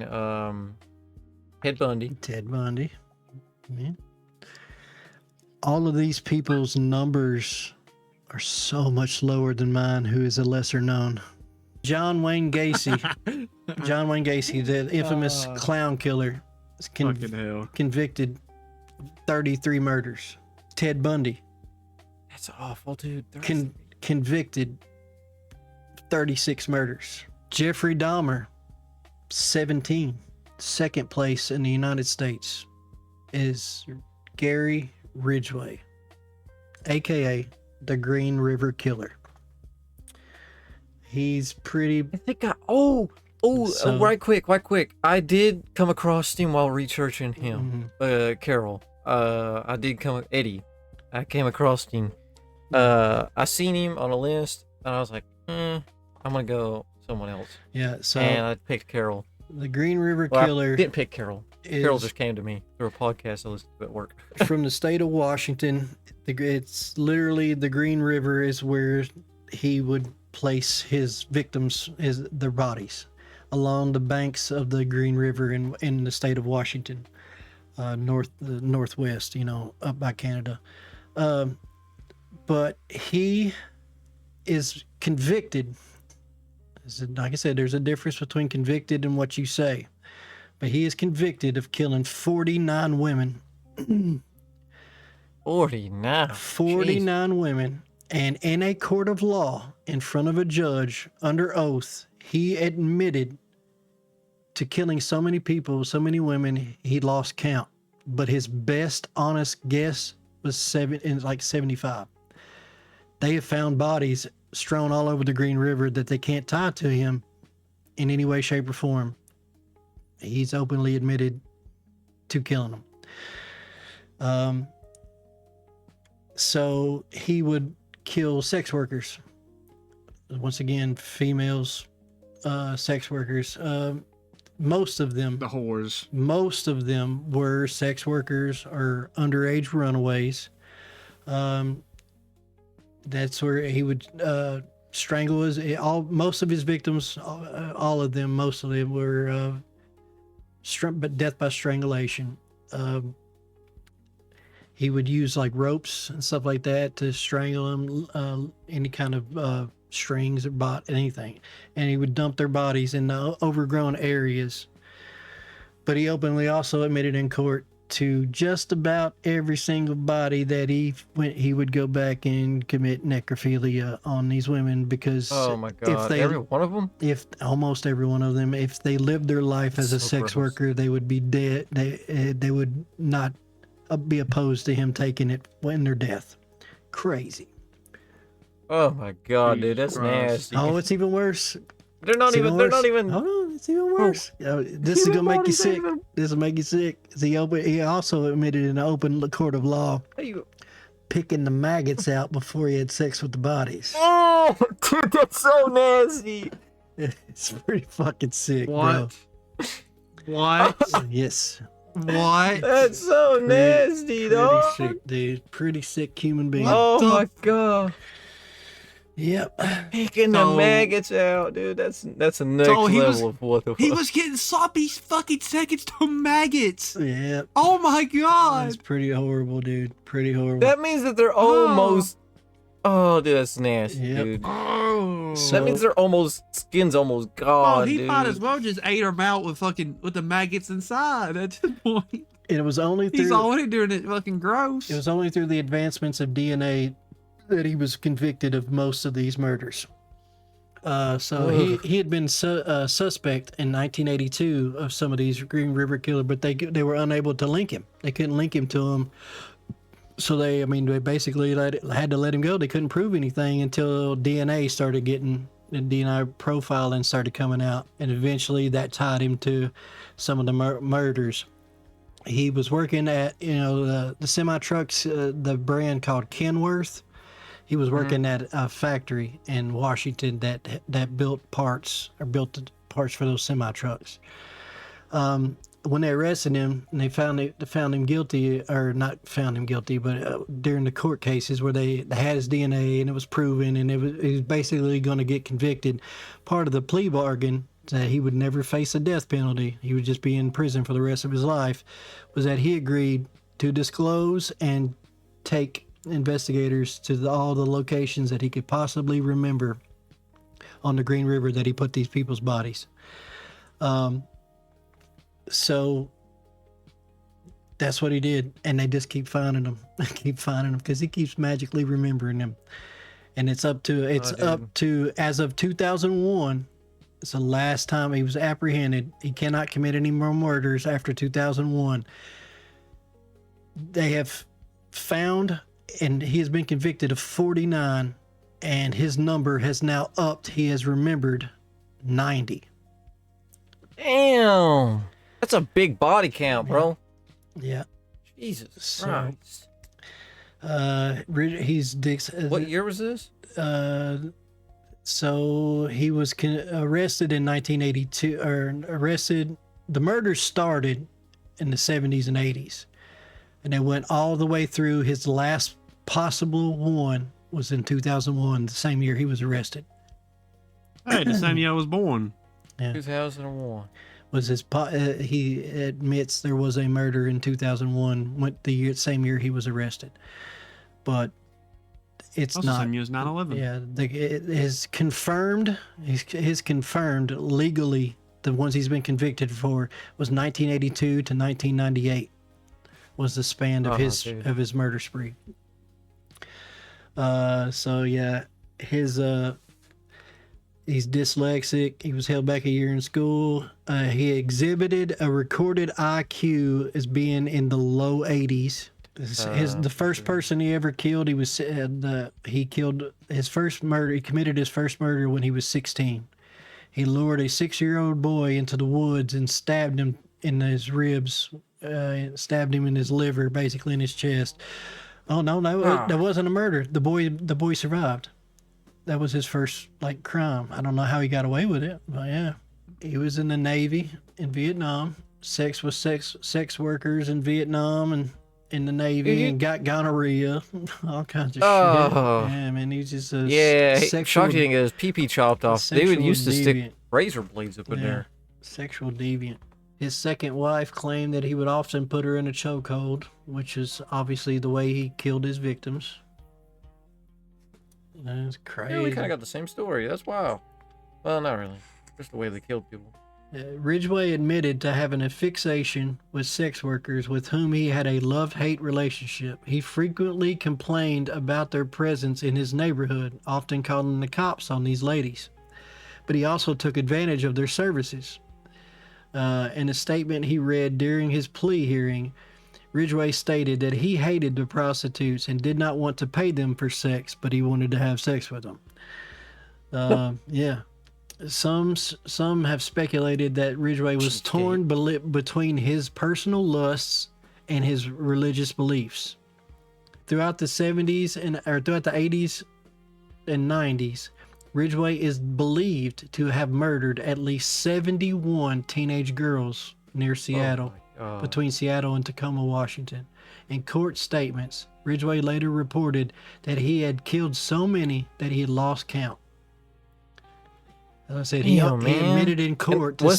He admitted in court to 75 as grand total that he said, but they have later upped the number to possibly 90. Oh my God, 70. Was that they know he did that, or is that he said that? They've only been able to prove 49 without a doubt. 49. Prove. Yep. 49. He's convicted of 49. He openly admitted to 75 in court, and now that's went from 75 to 90. He's still alive, and he will never get out of prison. He's alive, yeah, bruh. And they killed my man over here for 13. Well, Jesus the first body was found in July of 1982. So it looks like his youngest victim is 14 years old. Damn, that's so young. Yeah. And the oldest is 38. And a lot of these bodies were found on the same date when he took the police there himself. So police didn't even know they were just missing people. Right. Man, how the hell did this guy have 152 IQ? I just thought of that. He's Well- pretty damn dumb to go back to the hotel after he just burnt that bitch down. Well, here's the thing, man, and that's another thing. Like sometimes people with their like extremely higher IQs are they're very There's different facets of IQ. yeah, that's very true. But they're like a lot of people. Like I can't think of the name of that TV show that I used to watch. It was a great TV show. But it was probably the most accurate that I've seen of a high IQ person and like how they interact with normal people. They seem weird, but they're not weird, if that makes any sense. There's nothing wrong with the way they're acting. It's just perceived by us lower IQ people to be a little different and be a little weird, but they're not. They're just Right. they're smart enough to not have to do the I don't know, the things that we do to occupy ourselves. They don't have to have entertainment. They don't have to have certain things, you know what I'm saying? Like we, so that's weird. That guy don't watch TV. That's weird. That guy don't, it's not. They just don't they don't have to have it like we do. You know what I'm saying? Stuff like that. Right.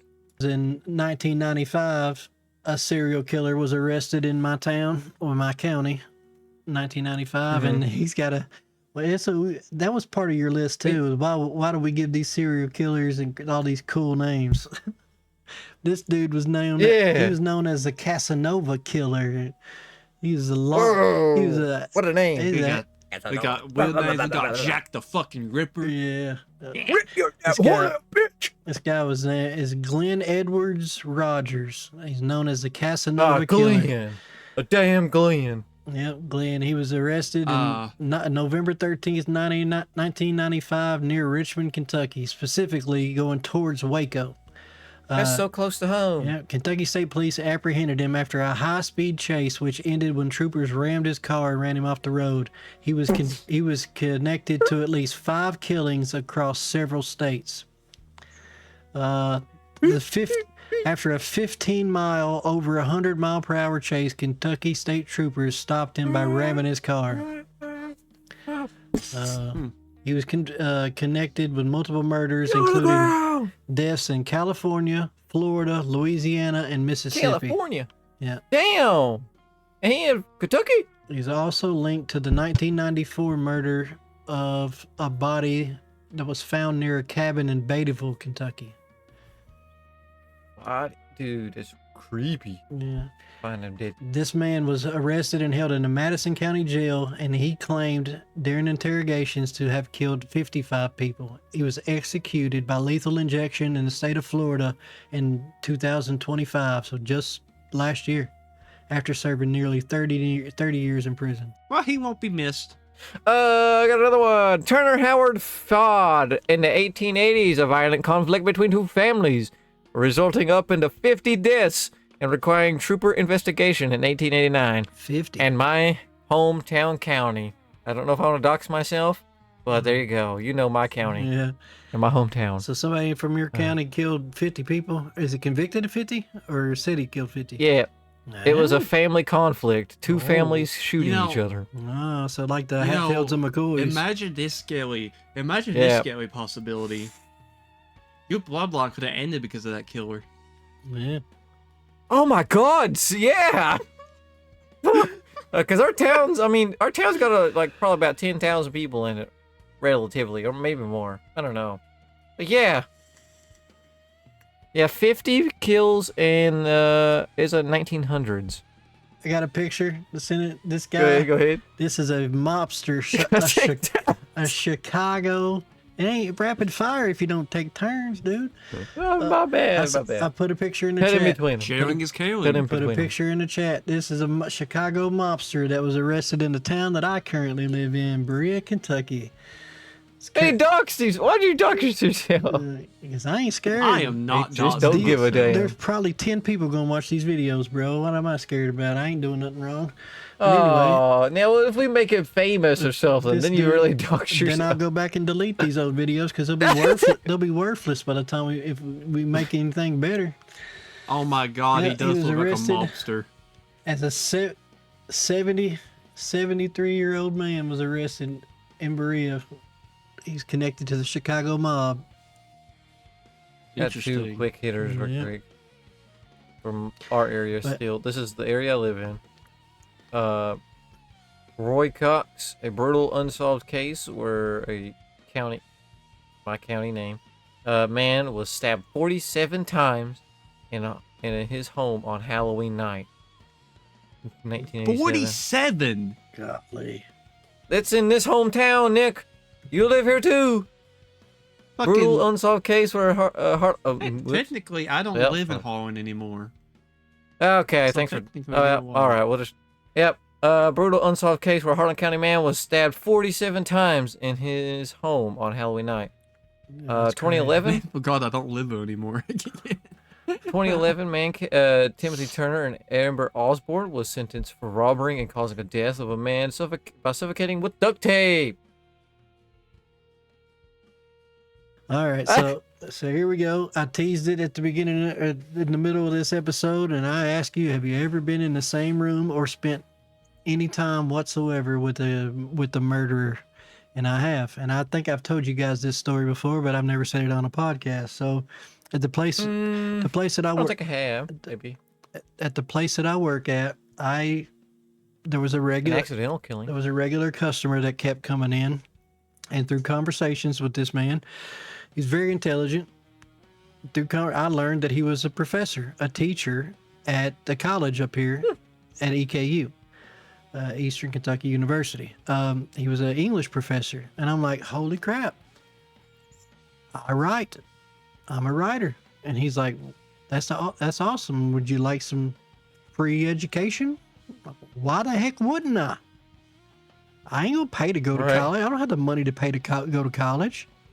He goes, bring me some of this stuff that you wrote. I'll give you a professional, opinions on them. I'll grade them like I would a college kid. You get. He's like, I'm just hanging out here. And he would come by and just hang out for hours, 2 or 3 hours a night. I would mop and we would just talk. He would read my short stories, my poetry, give me tips.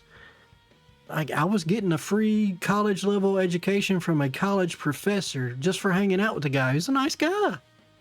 Yeah. He was a bit of an alcoholic. He would come in and buy a 12-pack of beer and then go to the bathroom and drink one, come out and hang out and drink one. He paid for it. I don't care what. I mean, you ain't supposed to be drinking on the property, but I was getting a free education. Well, I don't care. Yeah, fuck you. He didn't do me no harm. For 2 or 3 years, I hung out with this dude. Not every single night, but at least once or twice a week for 2 or 3 years. Talk Right. about my songwriting, because that's what he was fascinated with. He did literature, he did stories, and was trying to be a novelist and stuff. But he trying to connect those thoughts of songwriting and literature writing, stuff like that. That's what he was fascinated in. So and turning poetry into music. But like I said, I hung out with this man for 3 years.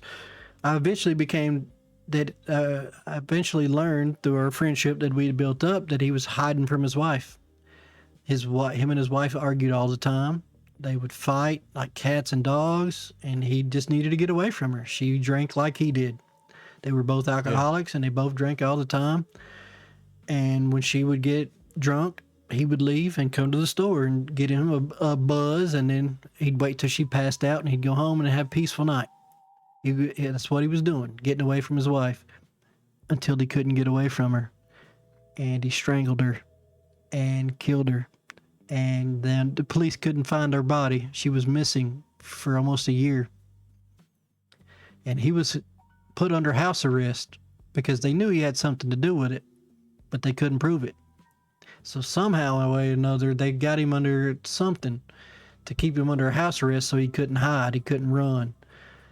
I don't know what they did to do that, I don't know what law they did to do that, but they did it. And he was stuck at home. The day that they arrested him and got him, he was at Speedway's parking lot for an hour, sitting in his car in the parking lot. And everybody in He killed him? everybody in the store. No, the day that we think it was the day that he murdered his wife. My bad. He was he was waiting for me to come in so he could use me as an alibi. That's what everybody. Oh that's my what everybody at God. the store thinks. We've all thought it. And So yep. he one day went home, murked her, and came to you as an No, alibi. he Like, came to oh, the. I've been here the whole He time. came to the store and sat in the parking lot and made sure that people saw him in my parking lot. I wasn't at work yet. I hadn't. And so, Yep.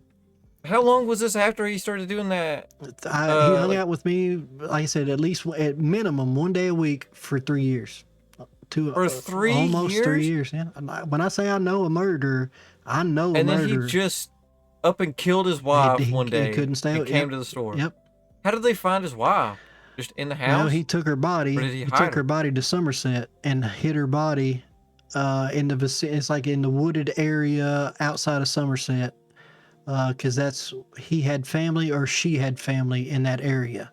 So he had basically took her body and said he didn't know what happened to her. She disappeared. She ran away. She left him. But her family, she had kids, older kids like in their 20s. How old was this guy? He was in his 40s. I got pictures of him. Bald headed. I mean, it's a super nice guy. I had no way in the world of ever thinking that this man would have done it, but he did, and he's convicted. Well, at least you got free education. Yep, and like I said, he's a super nice guy. Was he really good at it, or was he like Was he good at what? education? Yeah, I mean, he taught me a lot, dude. He was really good. He was he was a professor for at least 5 years, and he came and saw me, like I said, at least for 3 of it. 2.5 easy. It's somewhere between 2 He and was 3 also years. a professor of dead bodies. And hid her body for a long, long time. Nobody could find anything. And For a long time? So it Yeah. wasn't like he killed her and then came to the store? Or after he... No, this was Yeah. after he killed her. He was on a house arrest, locked in his house, could not leave. He had to have people bring him groceries. He could not physically step foot outside his front door for at least a year. Because they were trying to find, they were trying to pin it on him, trying to find her body. I don't know how they did that legally, but they found a way to keep him. So you didn't see him for a whole year, and then randomly he showed up. No, at the no, store? no. No, I'm getting This is the story backwards. the murder. The day he committed the murder, he killed her. Mm-hmm. He went. He was probably hanging out at the store that week because he came at least once a week. The day he committed a murder, he killed her, panicked, Mm-hmm. left her body at the house, and then because they can prove time of death, he came to Speedway and sat in the Yeah. parking lot in the car. So that way, if they ever proved time of death, I was at Speedway. Right. He went somewhere with cameras where he went all the time, who wouldn't think anything about it. They always saw him in there talking to me. But the problem is, it was like 6 o'clock in the afternoon. I don't get to work till 9. So he had to sit there for hours. Oh my God. For at least 2 or 3 hours. And he started getting nervous because people was staring at him. Well, of course you're going to stare at you when you're just sitting in your car for 3 hours in a parking lot. Got a damn, yeah, store. So he got it. He finally just drove off the property and went to a Walmart in Is it in Lexington or Nicholasville? It was something weird like that. That's so far. Somewhere else with another camera, where he could be seen on camera. A well-populated place where he could create receipts and a timeline to cover his tracks, and come up with a Yeah. plan on what to do with his wife's body.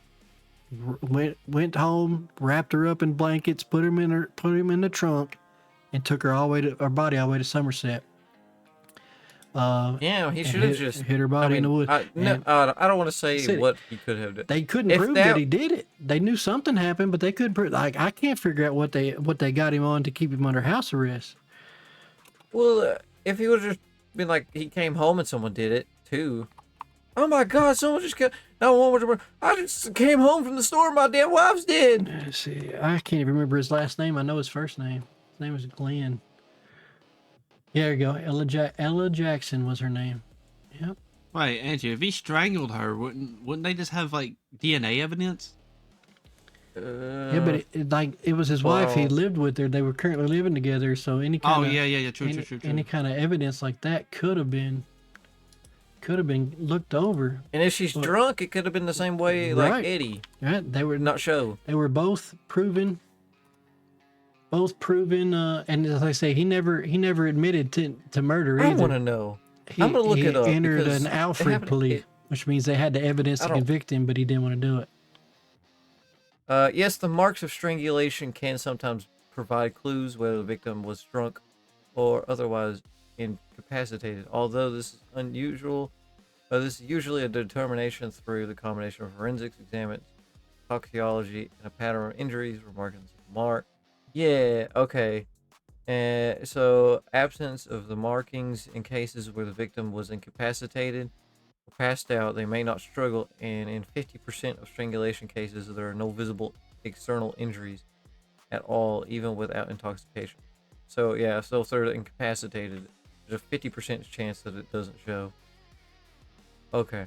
I just wanted to know, because like I know that the bruising and the shit always happens because you have to put a lot of force into strangling somebody. So He this looked like is he killed somebody. this was in 20. This was before COVID. So this first article when he was under suspicion was posted in 2020. So on Friday, now this is when he was freshly arrested in 2020. On Friday, so it was 2019 when he probably arrested 30-year-old ex-EKU professor Glenn Jackson.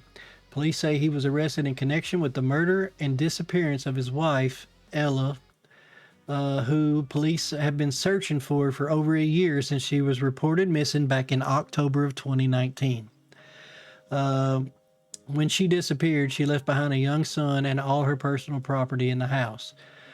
Since then, police have continued to search for her, placing Glenn under a permanent house arrest. Yeah, don't know how, but that's all it says. And they discovered only a few days before her appearance she had met with a domestic violence advocate. Additionally, in the search of their home and vehicles led to the discovery of a significant amount of blood in the trunk of Mr. Jackson's vehicle, which was proven to be his missing wife's blood. In a vehicle? Yeah, he put her body in the trunk and drove her to Somerset. Why didn't they not check there first? Because they didn't know where he dumped her. They didn't know.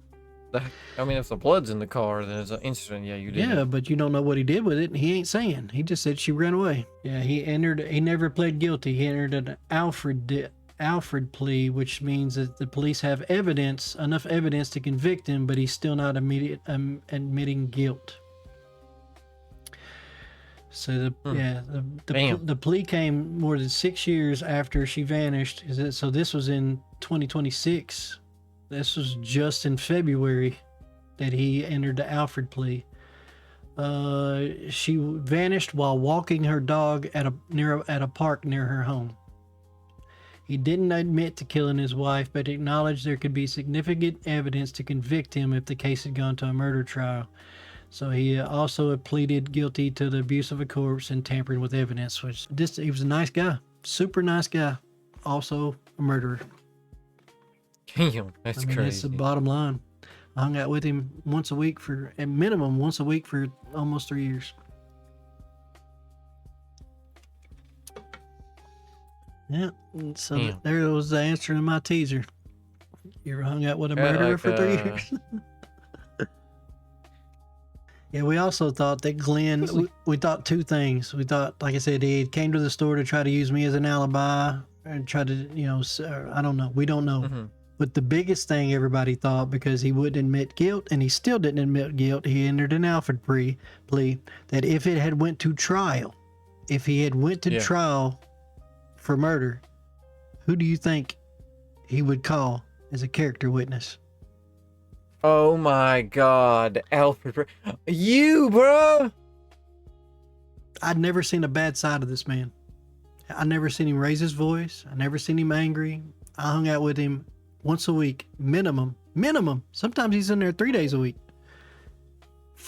for at least 3 to 4 hours. Yeah, you definitely night. was the, hey man, I need you to hell in here.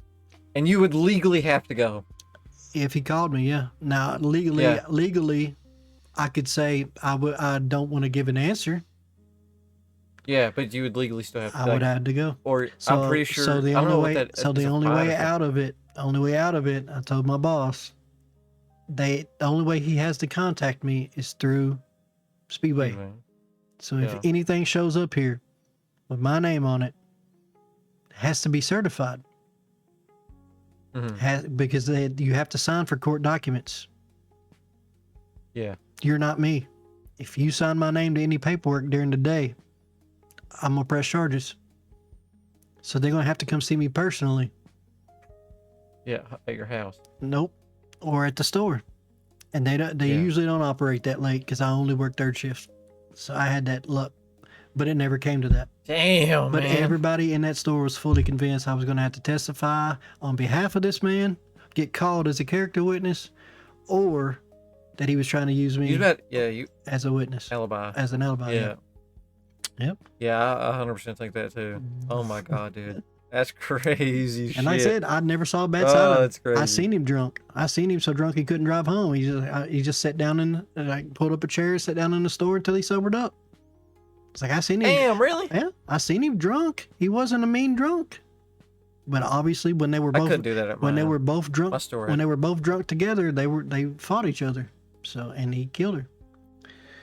Damn. So yeah. How did he kill her? Strangulation? Yes, that's what they just like what they do with autopsies. They find there's a certain bone in your throat that can only be broken through some kind of strangulation, and she had that bone was broken in her throat.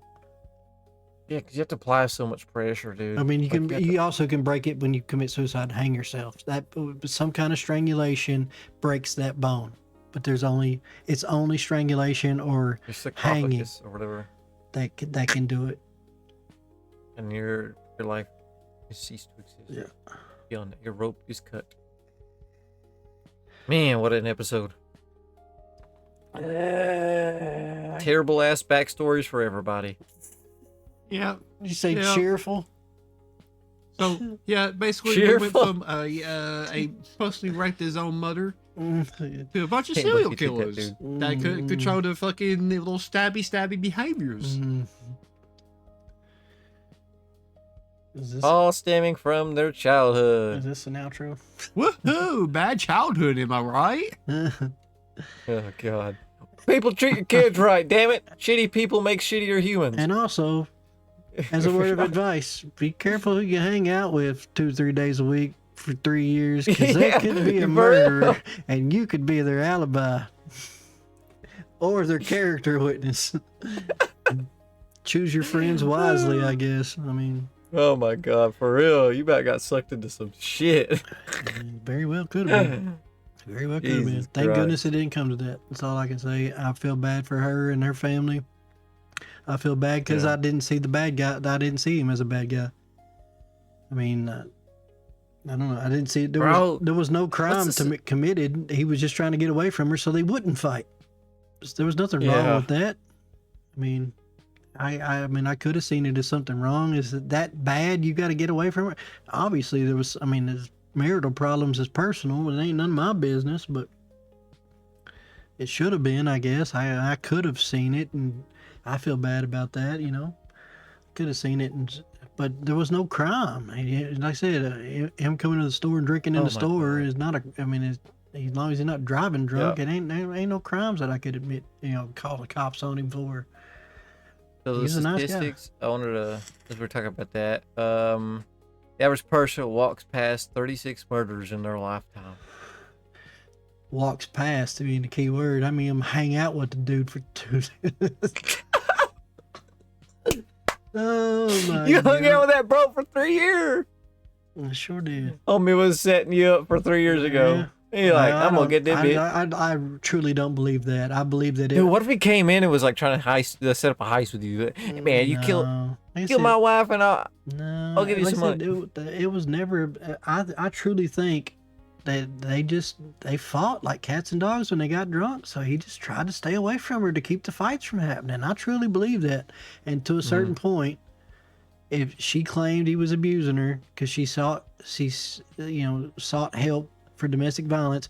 He couldn't stay away from her long enough, and it escalated. And he started beating her or hitting her or whatever, and it escalated from there. Because everything we have learned that crime always escalates. That's what we've learned through this podcast today.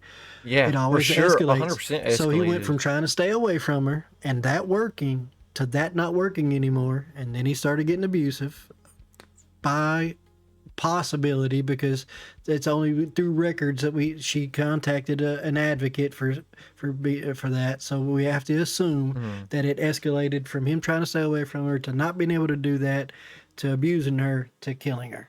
That was his escalation. Damn. But It's like what Errol over there, or Eddie Carroll, drinking, driving, and it just use, and it just keeps jumping up. Yeah, man. Some estimates suggest passing 3 to 5 serial killers also in your lifetime. So out of the 36, 3 or 5 of them could be serial killers. Damn. Ah, man, what a podcast. What a podcast, fellas. What a podcast. I love it. Oh, yeah. Good detail on everything, you know. All right. Well, fellas, that's going to be the end of this podcast of Midnight Enigma with, we got OneLane over here. Yeah. Got, and a good old Pika over here. Yeah, bro. And I am GoneRouge. We're gonna be signing off this podcast of disturbing serial killers, people, and whatever it is. There's crazy stories in today's episode. Hope you all enjoyed them. I greatly appreciate you all. Don't forget to subscribe, like, and comment. And let us know what you think about it. Let us know if you walk past any serial killers or murderers, or have your own stories. Leave your story down in the comments, and we'll read them, and we'll hit you with a reply. So yeah, thank you guys so much for watching. Greatly appreciate you guys, and we'll see you all in the next episode. Peace. And one last thing. Bye. Now fuck off. One last thing.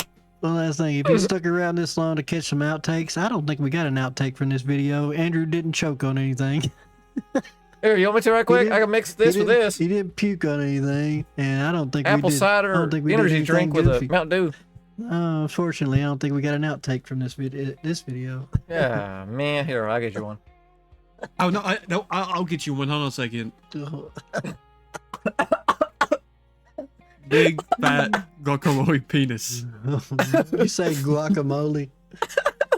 Yeah, that was actually nasty as shit. Why did I do that? Crazy, bro. I about puked. I got actually gagged. All right, I'm stopping. All right. See you on the next episode. Peace.